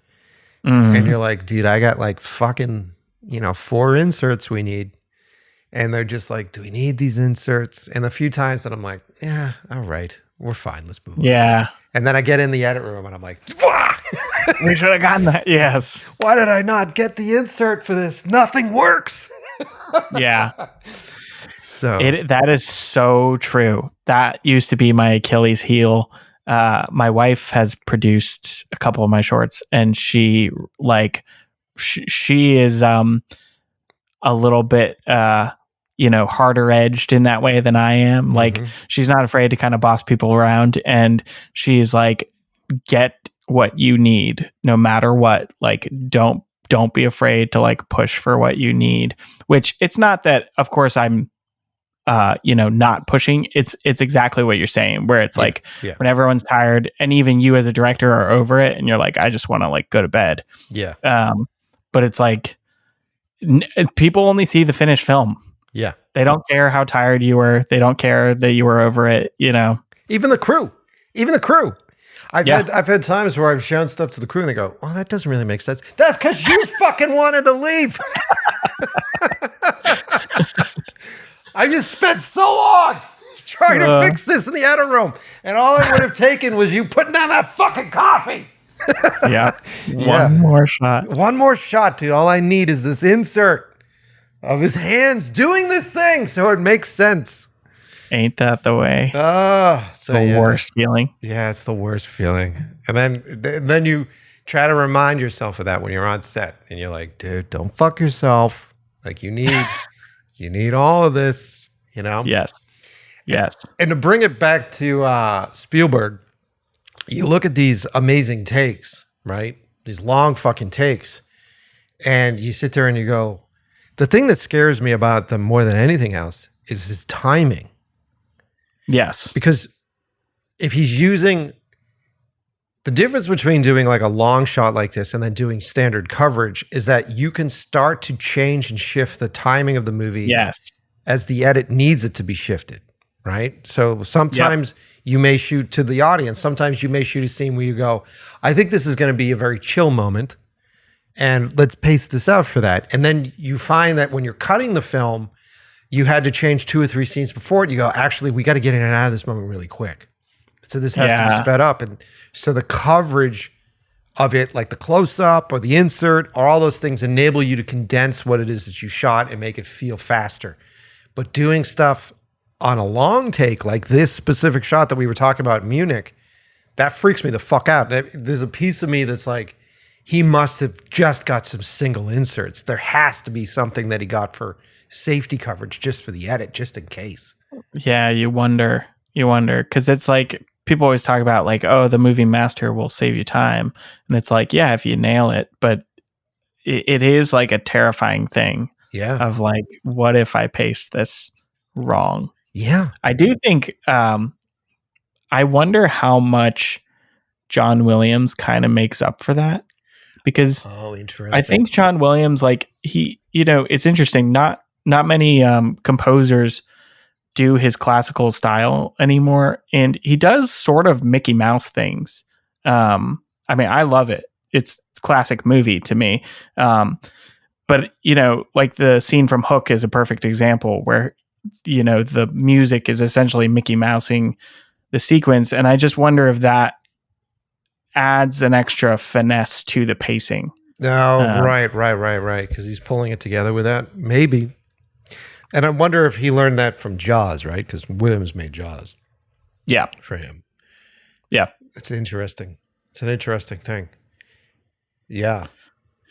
I mean, if like the way I'm trying to plan this stuff out, because I love these masters. And so when I am going to do these like this, like work in this language, which I love. I'm also going to plan for like, grab me throw it on sticks and grab me a close-up of Robin Williams' face from this angle. Grab me an insert of the 2 women outside, and then grab me like 1 or 2 details in the space. So just in case we find in the edit room that this master movement is not fucking working. You know what I mean? And then a long shot. Yeah. Yeah, I mean, you're still at that game, right? Because it's so wild. You can't trust. I'm currently cutting something right now, and I'm building sequences from heads and tails of clips because the pacing didn't work. So, but are they clips from these types of moving shots? They're clips from they're clips from like masters. So like, we did this, it's an experimental piece that I'll eventually be able to talk about, but we did this piece that it's like a fashion horror kind of weird experimental thing. And it was, a master, like a wide master through most of it. And then just throw it on a long lens. Let's get the same sort of coverage tight. And then these are the different inserts I want. I need this, I need this, I need that. I need this. Okay, gotcha. So it's that kind of game. And gotcha. The masters were gorgeous on set, and you're sitting there going like, these are fucking epic. And then as I get into post and I decided that the song that I was originally planning for this, it started to grate on me after a minute. And I was like, nah. And then I did the hunt and I found like this really beautiful orchestrated stuff that I love and I could use. And I went, wow, this actually puts this tone in a whole different vibe. And then as I started to cut to that tone, I went, oh, this is requiring that I cut more than I had originally intended. So now I'm like picking like from all over the fucking place. And thank God we shot it in 6K, and I'm like, all right, so I can zoom in and create multiple coverages from different things. Okay. So that now I'm in Fincher world. Yeah. Well, that's the tricky thing with like, if you have a more locked down long shot master, that's where you can really get screwed up in the pacing if you're just doing a quote unquote oneer. I do wonder, I mean, to your point, like these shots definitely have pacing to them in the movement. Yeah. And he is locked into that pacing. But I wonder if just how dynamic they are just sort of almost makes that not matter. I don't know. Yeah, that's an interesting thing. It's an interesting thing. And, you know, you're back to like, this is so fucking cool to watch, you know? Yeah. But they also have to dictate the pace of the film. Like you're locked in. Like it, Yes. You know, to a certain extent. But I mean, just watching this Hook one again, the intensity of how he whips. Like what's so interesting is that these camera movements reflect the emotional stability of each one of these characters. Yes. It is insane. The pace of them, the timing of them, who they're focused on. There is like this shot, there is so much going on in this shot. Yeah. And also it's weird to think about this shot as coverage. Like in a way you look at the shot and you're like, I don't know how, like what else this would even be that would work. And it works. But I mean, I don't think either. I don't know anyone who would do this shot this way. No. No. I mean, you can. But it's like, I don't know how else it would have worked. Well, it wouldn't have been the same thing, right? Like picture this as Fincher, right? And picture this being Fincher, Panic Room Fincher, right? Yeah. So they'd probably be a wide shot outside. They walk into that wide shot outside. They look at the glass, you know, or maybe he's shooting through the window. And then it comes in and there's this low angle on the floor near the staircase as they step in and the space feels cavernous and they're small in it. You know, like there's ways to do it, but it wouldn't be magical. Yeah, no movie magic. Yeah, that's the funny. It's like that, you know, back to the people who are like, well, I don't get what's so special about this. It's like that is serviceable and it works. And it's, you know, the TV version or the Fincher version. No disrespect. I mean, Fincher's a genius too. Yeah. Just in a different way. But like, this is a Peter Pan movie. Yeah. So to do it this way, it just works so well. It just has this whimsy to it, but it's also like just suspenseful and terrifying. And yeah. And what's so crazy about it is that it's so rooted in what the characters are feeling that when I'm studying stuff like this, I lose myself in it. So I find that whenever I'm studying his shots, I have to shut the sound off. Yes. Because I will eventually get sucked in. I'll get immediately sucked in to the emotionality of it. And this is someone that is specifically watching it to learn technique. And I can't do it. I have to shut the sound off. That's how fucking well crafted this stuff is, dude. Yeah. 100%. It's crazy, man. I'm just staring at the shot over and over again while we're talking. It's just drawing me in. I think I've seen it on loop like 40 fucking times. And it's drawing. A lot of the choices too of like, to your point, it's like if it were the David Fincher version, maybe there's an exterior shot. Yeah. And that we see the window is broken. Like just the emotional beats from walking up the cars, they're laughing, they're having a good time, to we don't even see the window. Yeah. We just see out of focus, you know, the shattered window, and we see their faces. Yeah. That is just, well, we do see the window when Dolly's back, but we already know at that point, you know? Sure. And it's kind of abstract when you see the window. You're like, is that like, what's going on? Is that like frost on there? No, that's broken. Okay, got it. It's very abstract, but it doesn't matter because it's about the stomach dropping of all three of them, right? When they see it. Yeah. And then it's the timid, not even timid, but like the bravery it takes for him to go in there and sort of the fear that he has when he goes in there, like, what am I going to confront inside here? Like, what happened? You know, yeah. Like it's fucking great. At the same time too, it's like, it's so perfectly thematic to the movie because you know, his whole thing is like, he's afraid to get his kids back, basically. Like he becomes this like, coward almost, you know. At the beginning it's like, reach out your hand and I'll let them go, this will all be a dream, and he can't even do that. And so for him, he sees the window is broken and he walks in, he's just like, hello, and it just is instantly telling us so much about this character. And I can't remember because it's been so long since I've seen the movie, but was it Hook that came in and kidnapped these kids? Yeah. Okay, so then the whole scratch across the door was made by a hook. Yes. There you go. Because as I'm looking at it when the door opens, it's like, it almost looks like an animal scratch. And why is the glass like that? A raptor. And you're like, oh no, that's a scratch across the door from a dude with a hook hand. Yeah. So cool. Dude, you got to rewatch this movie. It's one of those movies that's like, how does this movie have so much craft in it? And how is it this brilliantly conceived when it's like a 90s Peter Pan movie? Yeah, it's a kid movie, you know? Yeah. It's a movie for kids. Bangarang. That's all you think of when you think of this movie. That's the only credit that this movie gets is the fucking kids eating Play-Doh fucking meals. Bangarang. You know? It holds up. It holds up. Dude, it's fucking really great, man. This is why I'm pumped to have you on the show, because I know that we both can go fucking so deep in this. Yeah. And it's just so inspiring, man. Like, whenever I'm plotting out coverage for a scene, I always start, and my fear is that I'm going to cover it like an episode of Law and Order. That's my fear. It's my fucking fear.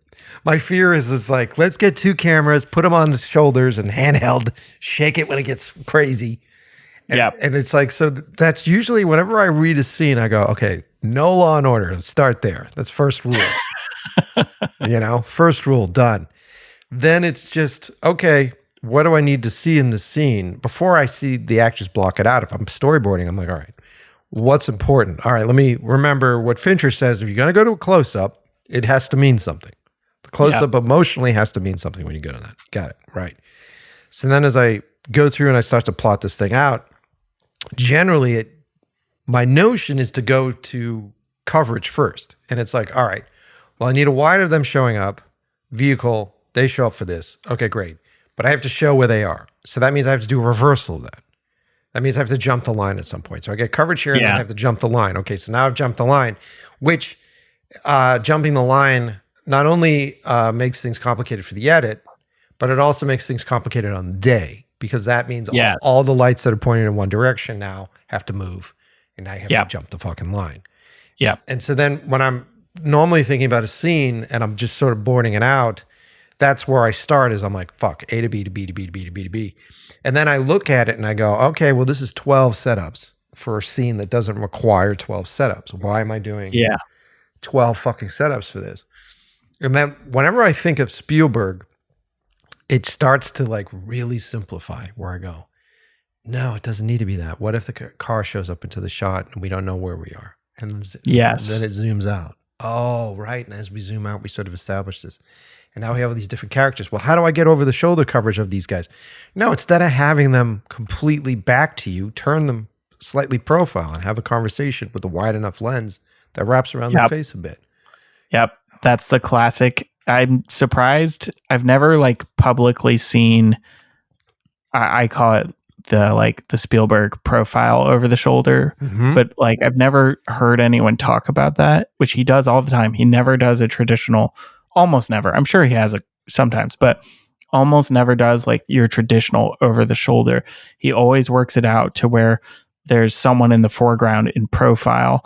I'm looking at, I've got your 12K up right now, and the guy with the headphones is looking at like 8.5 minutes in, he's looking at a pencil. Yeah. And it's the same thing. He's in profile and the guy with the glasses is facing head on in the background. And it's so economical because you're achieving the same thing as an over the shoulder, but you're getting both their faces. And then again, you're using that depth, you know? Yeah, you're using the depth. You're also using your time adequately, right? Because now you don't have to flop sides. And I think for me, it was like, I storyboarded that specifically. But I knew that if I flop sides, the other side's not as interesting as this side, right?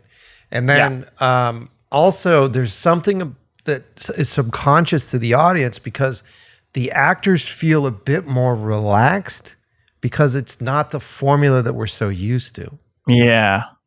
Which is crazy.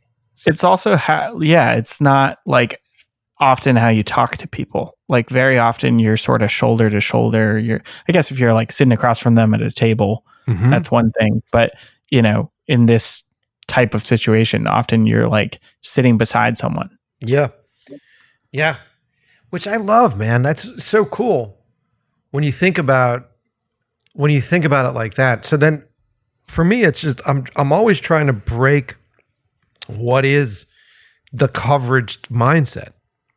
Yeah. I'm always trying to, because that's where it starts, right? What do I need to see? How do I need to shoot this? What are we going to shoot? What are we going to do? You watch like a Marvel movie and it's just like, okay, coverage. Have you heard about M. Night Shyamalan's rules for coverage? No. What is particularly on Servant? So I think I know one of his daughters directed a bunch of episodes of Servant. Have you seen that show? No. It's good. It's really good. Really good, like horror, suspense, psychological thriller. Oh, cool. But really awesome shots. And so he had a team of directors, and his whole thing was like, I guess somehow their schedule allowed for this. When he would watch dailies, he would look at the shots and he'd be like, that looks like coverage. And they'd be like, well, yeah, on the day, blah, blah, blah. And he'd be like, reshoot it. And if he would ask them basically like, you need to give me a reason why you put the camera so he'd like frequently during dailies be like, why'd you put the camera there? And if their answer wasn't like satisfactory, he'd be like, reshoot it. Which like, I mean, we can't all have that luxury, but I love that he basically talks about how he was training them to be like, you can't just arbitrarily place the camera, and there's never a good reason to do that. But then also he just like hates coverage. He's like, there's no good excuse to do coverage ever. Yeah, because at that point, it's like cheaper chicken shit. It's like, why am I fucking, why are we doing it? What the fuck? Is it because the script is so fucking genius? Is it really though? Because we're back in a warehouse spouting exposition on a sequence that we couldn't shoot well enough, that we didn't need an exposition sequence after the fucking thing. You know what I mean? Get the fuck out of here. And that TV is a wild place right now. And I've had a lot of technicians on the show about it. And it's a fucking meat grind factory where here's what seems like a lot of money. Hey, guess what? You have $12 million to do 12 episodes. And each episode is 50 minutes a piece. And you're like, that's 12 $1 million features. Yeah. And then, the scheduling and so those poor bastards. Just making the days kind of thing. Yeah, man. Those poor bastards. This coverage. All right. Let's get 2 cameras, put them on the shoulders. Let's do it. Fucking Law and Order time. My friend was telling me, he was on a show. I won't say like any of the specifics, but that, he came in and basically the director just kind of like would look at the monitor and be like, okay, looks good. Action. Okay, cut. And then would just move on. And there was just no input because we had a discussion about like, I was making a short film and he was in the film and he was like, oh, you're so visual. Like you put a lot of focus on the visuals. And I'm like, yeah, that's the point. Director's job, which I think a lot of people on these like Spielberg things were commenting. They were like, yes, Kaminsky did a great job with this. And it's like, he did. Of course he did. But he's not designing the shots. Like that is the director's job. I mean, obviously, there's some directors, the give and take of that is different. Or they shot list with their DP, obviously. But anyway, it's just fascinating to me that like in the TV world, there are sets where people just literally will be like, hit record. And I'm like, how do I get that job? You're a different dude. Directors aren't really respected in the TV world. The TV world is it's the writers, getting theirs. It's basically what it is. The TV world is like, this is a writer's medium. I have the power. And you're like, okay, well, good news. Now you're a showrunner. Well, I've never produced anything before. Well, good luck. Good luck. That's kind of TV. And it's not like there's not great television, Chernobyl, fucking amazing. Like, Yeah. there's great television out there, really great filmmakers that do it. But majority of it is like, you know, how much slop can I put in this trough for the little piggies to eat this week? Oh, cool. What sort and a lot of it's actor centric too. Yeah. It's like great performances, great writing, but you know, super out of focus or shallow depth of field. Yeah. And yeah. But at that point, why don't you guys get a couple soapboxes and set something up on the street and just fucking just bring in some fans. You know what I mean? Like, what's the like? It's a fucking visual medium. It drives me crazy. It's a fucking visual medium. I could tell a story with no dialogue. I could tell a story with 3 shots and no dialogue. I could tell a story with 1 shot and blocking. Like, that's what it's here for. That's the magic of what this is. The idea that is, you know, I have this script and I'm going to spout these lines, set up a camera and mark this for history. These are my lines, you know, and you're like, get the fuck out of here, dude. Come on. Well, that's part of the depressing thing with, and I think this pertains to blocking, is that I'm sure you've seen that clip that went around that basically like implied that the way most stuff, even movies, are shot now is so that it will look, it's kind of like the old TV model, which is like, you know, you watch the show Lost and it's all close-ups. Like there's so many close-ups in that show. And it's like, because that's how you see it on a small TV at the time. You know, it was like everything's tight so you can see it on a small TV. And now they're basically saying that movies are being designed that way so that you can watch it on your iPad or your phone. And I'm like, that, because I was watching Bridge on the River Kwai the other day. And it's the same thing as Close Encounters of just these staggeringly blocked scenes with hundreds of extras all lined up. And I'm just looking at it and I'm like, there's like not a close up in this first 20 minutes of the movie. And I'm like, that would never happen today. Yeah. You know? Yeah. Even in, I mean, I love Christopher Nolan. I think his movies are incredible, but same thing there. Or like even the Dune movies, you know, it's all kind of vertical and we've sort of lost that horizontal landscape. Yeah. I mean, yeah, just because a lot of our content absorption is that, but then you're still going to cinema, right? You're still going to the movies and seeing like fucking Furiosa. You're seeing something that is just so beautifully framed, and even that's center frame, but it's still utilizing the entirety of that horizontal image. You know, I don't know, man. I just think that what I'd like to have happen is I'd like all these tech bros to suddenly come down with COVID and not recover from it.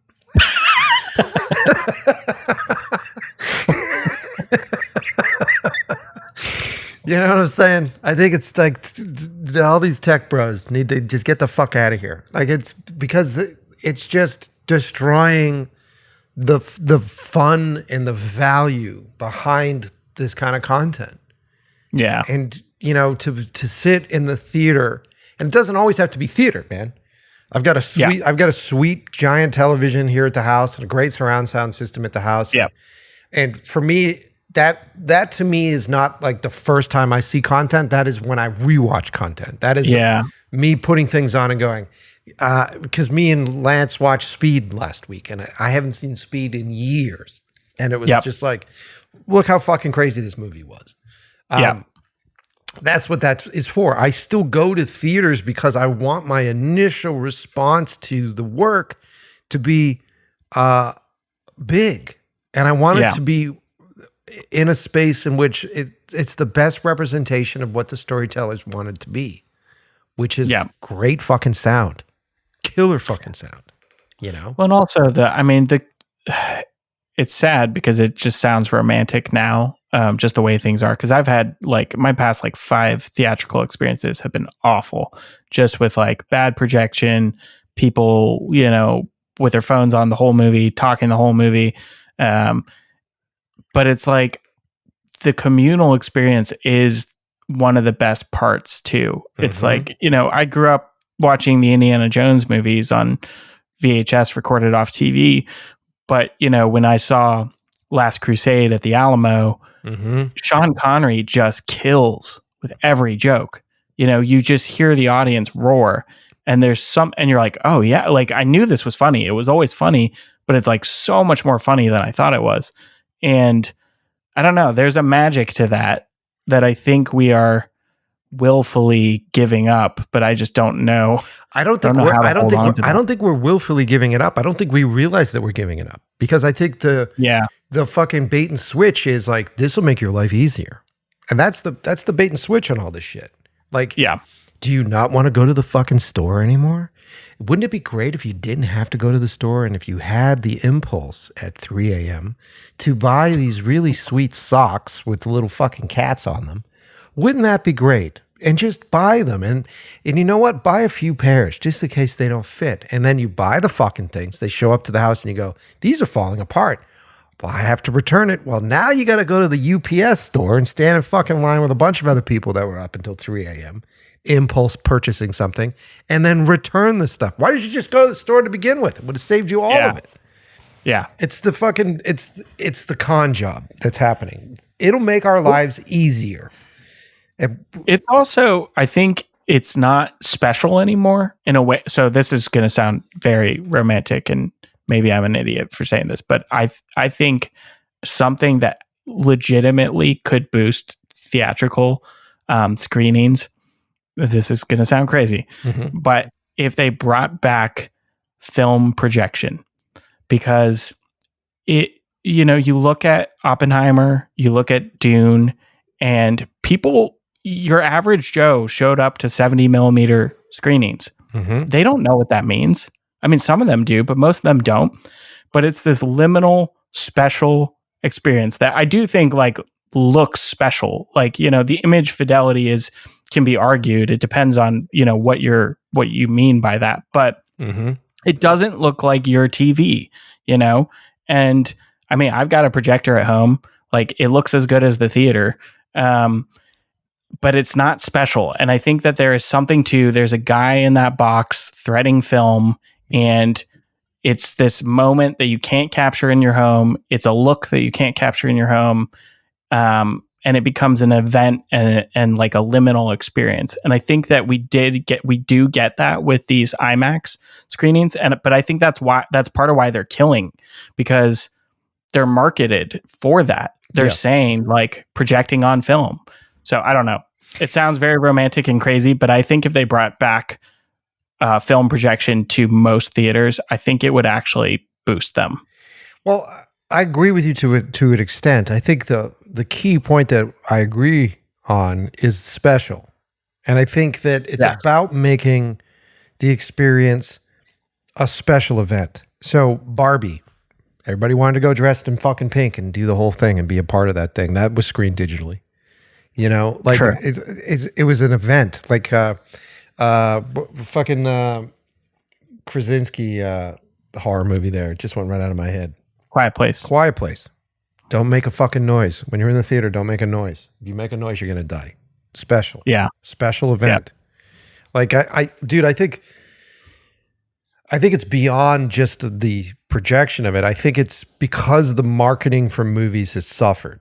I think that there are companies out there that are hired to come in and do the marketing for this stuff. And it's just paint by numbers bullshit. Get some fucking trailers, get some bullshit trailers, put those together. Maybe put some billboards on some buses. We need to do something on Instagram. Let's do something on Instagram. Look at fucking Longlegs. The genius of that marketing. The movie didn't live up to it, but the genius of that marketing was fucking phenomenal. Everybody wanted to go see what was behind that black square over fucking Nicolas Cage's face. Yeah. Like that's true. It's marketing, man.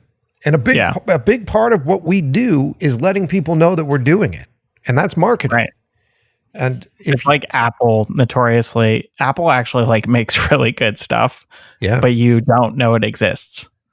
Like there was a George Clooney Brad Pitt movie that came out a couple weeks ago. It was really good. Yeah, it was really great. Fun. Yeah. I don't think anyone knows it exists, Because they don't give a fuck. They don't give a fuck. Like for them, they're not trying to sell out box office. For them, having George Clooney and Brad Pitt is almost like just a humble brag that they can put on their fucking new products that they put on the shelf. Hey, can we demo this new VR headset? Yeah, pull up that George Clooney, Brad Pitt movie. And they go, oh shit, you have George Clooney and Brad Pitt in your commercial? No, we actually shot a fucking movie with them. It's a humble brag. But they're just marketing to the people who already have their thing. That's what's like so inane about it, is like you only know about their movies and shows if you already have Apple TV Plus. It's crazy. Yeah. I don't get it. I don't get it. It's crazy. And it's because they're not film people. They're not fucking film people, dude. I've worked for them. They're not film people. They are people that make phones. They are people that make hardware. That's what they do. That's where they make all their fucking money. It's on hardware. The same thing with Amazon. Amazon doesn't do any marketing. They don't give a fuck. They're going to make more money on toilet paper this month than they will on whatever movie comes through. That's true. And half these places, that's why they were doing tax write-offs. That's why movies were just getting shelved for tax write-off reasons. Yeah. Oh. They're just like, and there was some sort of rule that they could write off a film if it releases and does bad over the course of 10 years, but if they just shelve it completely, they could write off the entirety of that year. And so that's depressing. Dude, that was a big part of it. Oh, we're not making our profits this quarter. All right, shelve these 5 fucking movies. Yeah. Yeah, they don't give a fuck, dude. And that sort of saturates down to the audience, right? Because we're all consumers, right? We're all people that buy into shit. Everybody wants to have the fancy new toy. When I was a kid, everybody wanted the Trapper Keeper that everybody else had, And so we then become on camps and teams. Like, what are you, Team PC or Team Apple? Are you fucking Amazon? Or are you fucking, whatever the fuck it is? And so now we're so brand hoard out where, people will walk around wearing t-shirts with their logos on it and not get paid for it, which blows my mind. And then, you sort of hit this point where, people are worshiping, what's his name, who died, the head of Apple there, Jobs. Steve Jobs. He comes out on stage and there's a fucking rock star and the lights and everybody's watching at home and they're like, this guy's a fucking genius. And you're just like, dude, he's just a guy that figured out how to con a bunch of people to make some fucking phones.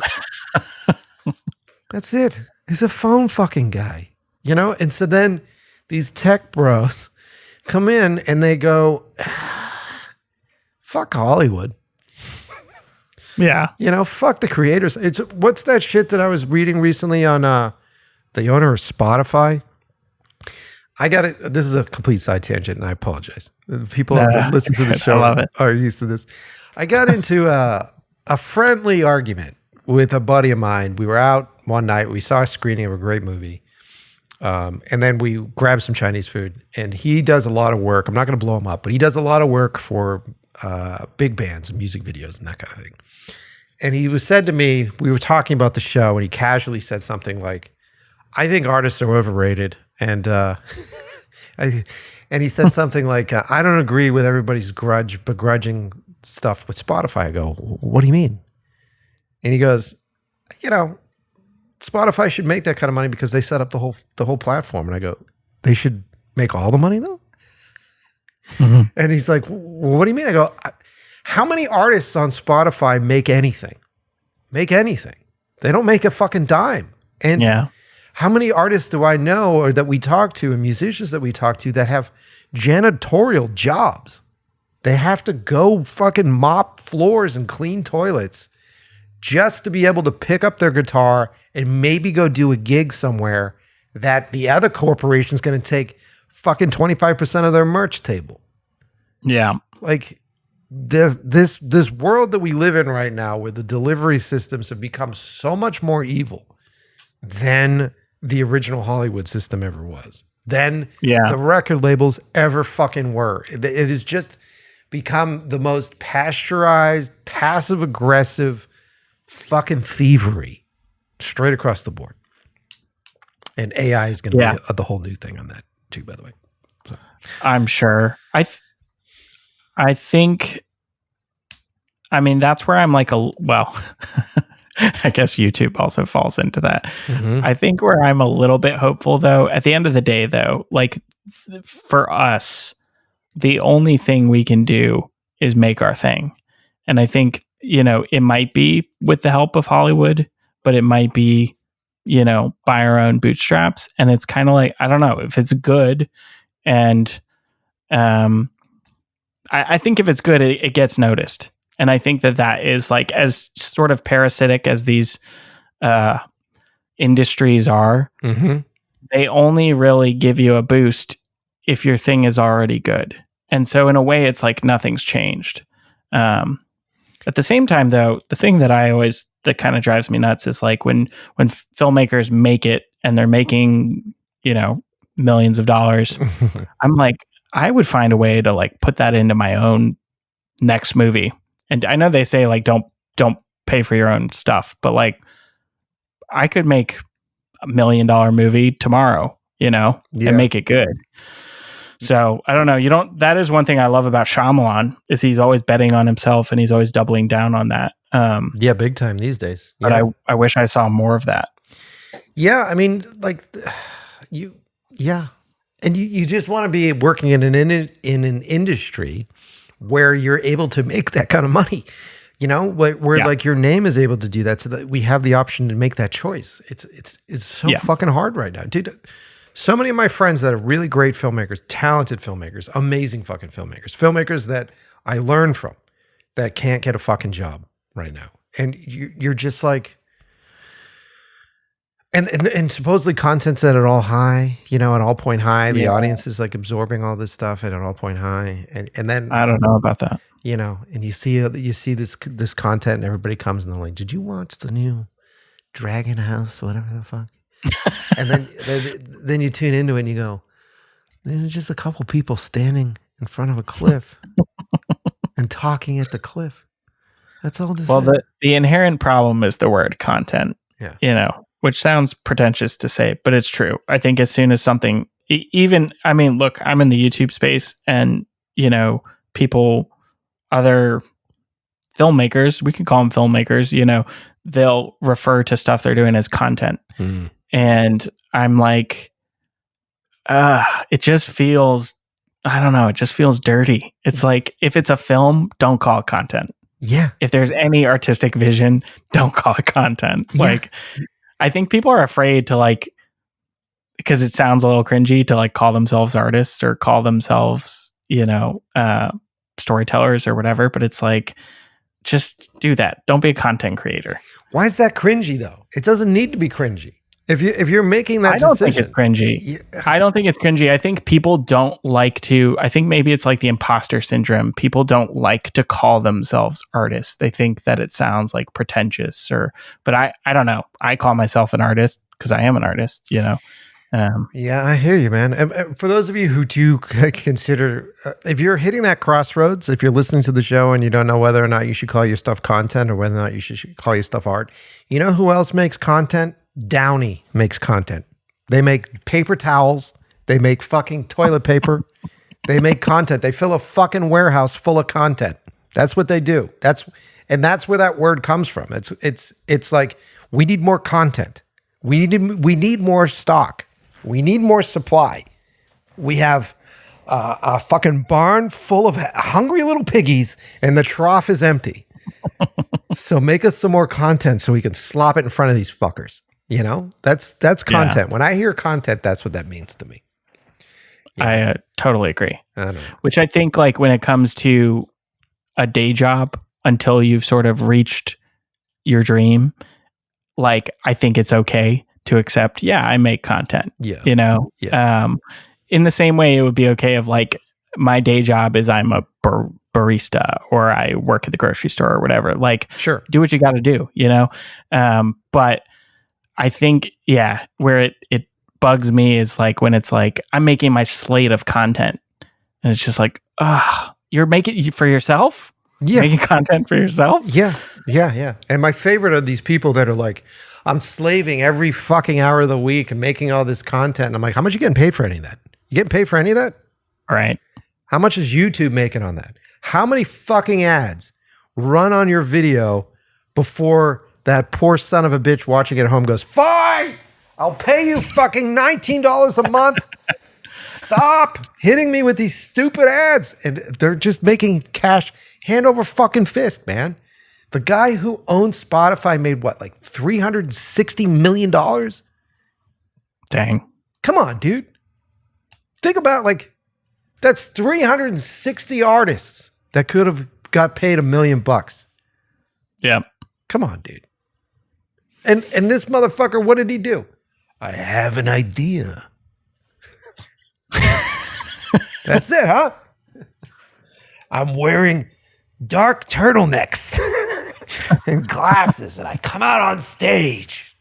I'll tell you about my idea. Well, do you know how to make it? No, but I have a warehouse full of nerds that have imposter syndrome. So I'll make them make it for me. And I'm really good at marketing. Get out of here. COVID. I'm going to get canceled for that one. Anyway. Hey, you get canceled, you've made it. Yeah, man. It's hard. I mean, I'm happy that we had this conversation because we're celebrating what we love about cinema. We're celebrating what we love about creation. Celebrating what we love about art. And then also drawing these parallels to what we hate about this fucking business and what we hate about where this business is headed. And I think it's important to showcase that. Like, what would you as the audience rather see? Okay? Would you rather watch another whole show where you know exactly what's going to happen?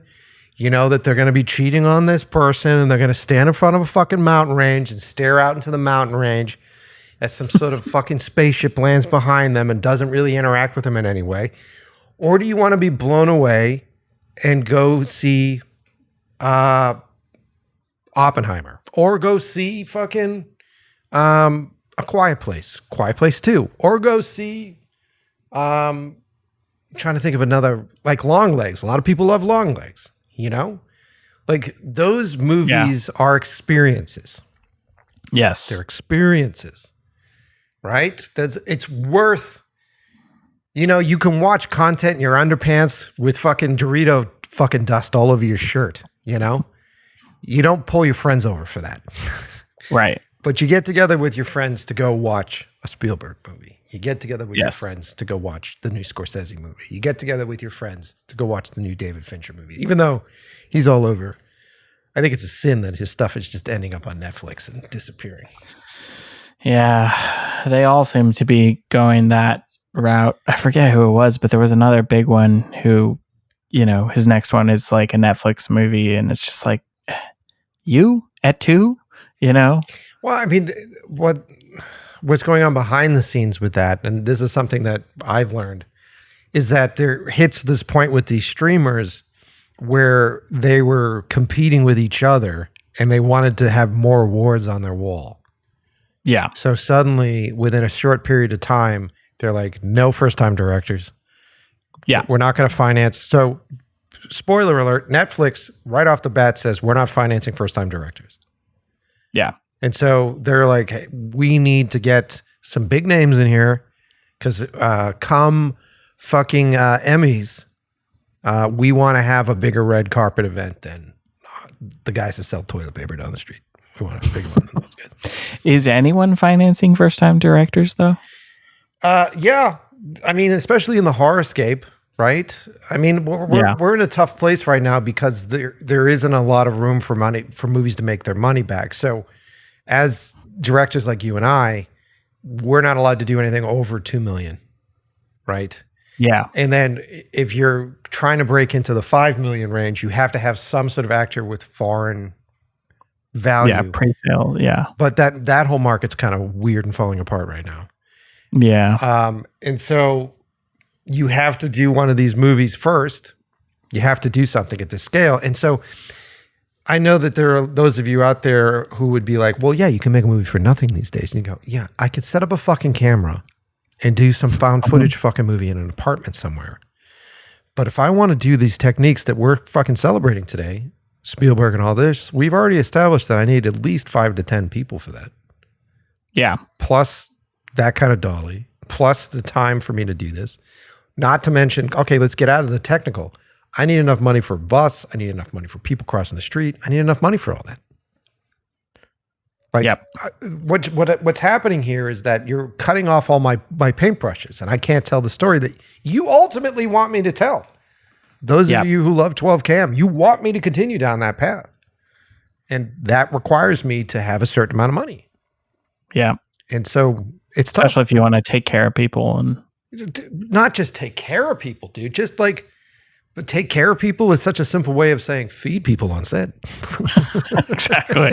You know what I mean? Like, not go 15 hours and have some poor son of a bitch get shot in the face because the person's so exhausted and doing shit. Or like, we couldn't hire a true props person or an ammunition person, so we got their fucking like, you know, second-rate daughter to show up on set who was loading the gun with real bullets the night before, and bam, you know, like that. All that comes from the but it's easy to make it. You know, digital cameras are so easy to use today. We just fucking, you know, shoot the new Paranormal Activity, and then there are these production companies and studios out there that are like, yes, shoot the new Paranormal Activity. We'll buy that from you for like $500,000, and we'll make $130 million on that. And, you know, like, exactly. You can't help but be in that room and go, asshole, I'm not a fucking lottery ticket.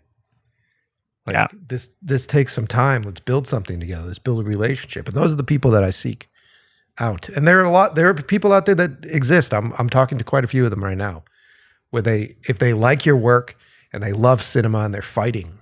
There are executives out there that are fighting for it. So good. It does exist. That's good to hear. Yeah. Anyway, rant finished. I love it. Dude, we could go on forever, but we're pushing the 2-hour mark at this point. No worries. But I appreciate you, man. Thanks for coming on. I'm going to have you back on the show again, and we'll get nerdy about some other director. How's that? Yeah, man. I love this. Thank you so much for having me. I'd love to stay in touch. So if anybody wants to check out your stuff, what's the best place for them to go? Probably my website, scottjeschke.com, kind of has the whole gamut, but you can find me on X, Scott Jeschke, Instagram, at Scott Jeschke Film. Nice. And YouTube, Scott Jeschke. I love how it's X now. X just feels like it's like, I know. It's like the new OnlyFans website. It sounds weird. Yeah. Find me. The videos blew up on X. Find me on X. Yeah. Yeah. It's weird. Well, anyway, dude, Scott, thanks for being on the show, my friend. Thanks so much for having me, Mike. It was a pleasure. Whew, there it is. Episode in the can. When I started the show, on this episode specifically, when I sat down to do this episode, I said to myself, dude, let's make this show about a celebration, right? Let's talk about everything that we love about cinema, what we love about Spielberg. Let's try not to get too negative, Mike. That went off the rails like instantly. Instantly off the rails. And like, I just want to make it clear. I am not disillusioned by this business. I am not a crotchety old dude that's giving up on this business. There's a lot of stuff that's going on that makes our business very difficult to survive in right now. And it's coming up in every conversation that I have with every type of creator. And it's hard not to acknowledge it. And frankly, it would have been rude for me not to get on that path with him. So it comes up a lot because this is on everybody's minds. But I want you to remember the core elements of why we decide to stick with this business and stay in this business. It's because of our passion and our love for stuff like what we talked about today, right? Storytelling, visual medium, visual storytelling, the visual language of cinema. Fucking love it, man. Before I go, I just want to ask, I'm going to do some posts. I want to ask you guys, if you because I know many of you who listen to the show, obviously you're trying to get into the film business. There's a lot of people that listen to the show that are trying to do all sorts of other forms of art out there. What are you doing? Write to me on Instagram. Tell me what you're doing. What's your goals? What are your dreams? Where do you want to be? And what is keeping you from doing it? I'm curious. Send me some comments on Instagram. I'll do some posts at Mike Pecci. You can respond there. Let me know what's going on, man. I want to know what the audience is dealing with right now. I want to stay connected with everybody. Sometimes I feel like my world gets really fucking small and I get so hyper-focused on what's happening in my business that I'm neglecting everybody else. So drop me some notes and who knows? I can start talking about it on the show. You know what I mean? Other than that, I appreciate everybody. Don't forget to buy your tickets for Lance's show. The link is in my description of my Instagram bio. It's at Go Lance Go. And hopefully I'll see you there if you're on opening night. Maybe I'll see you there. That's it. I'll talk to you later.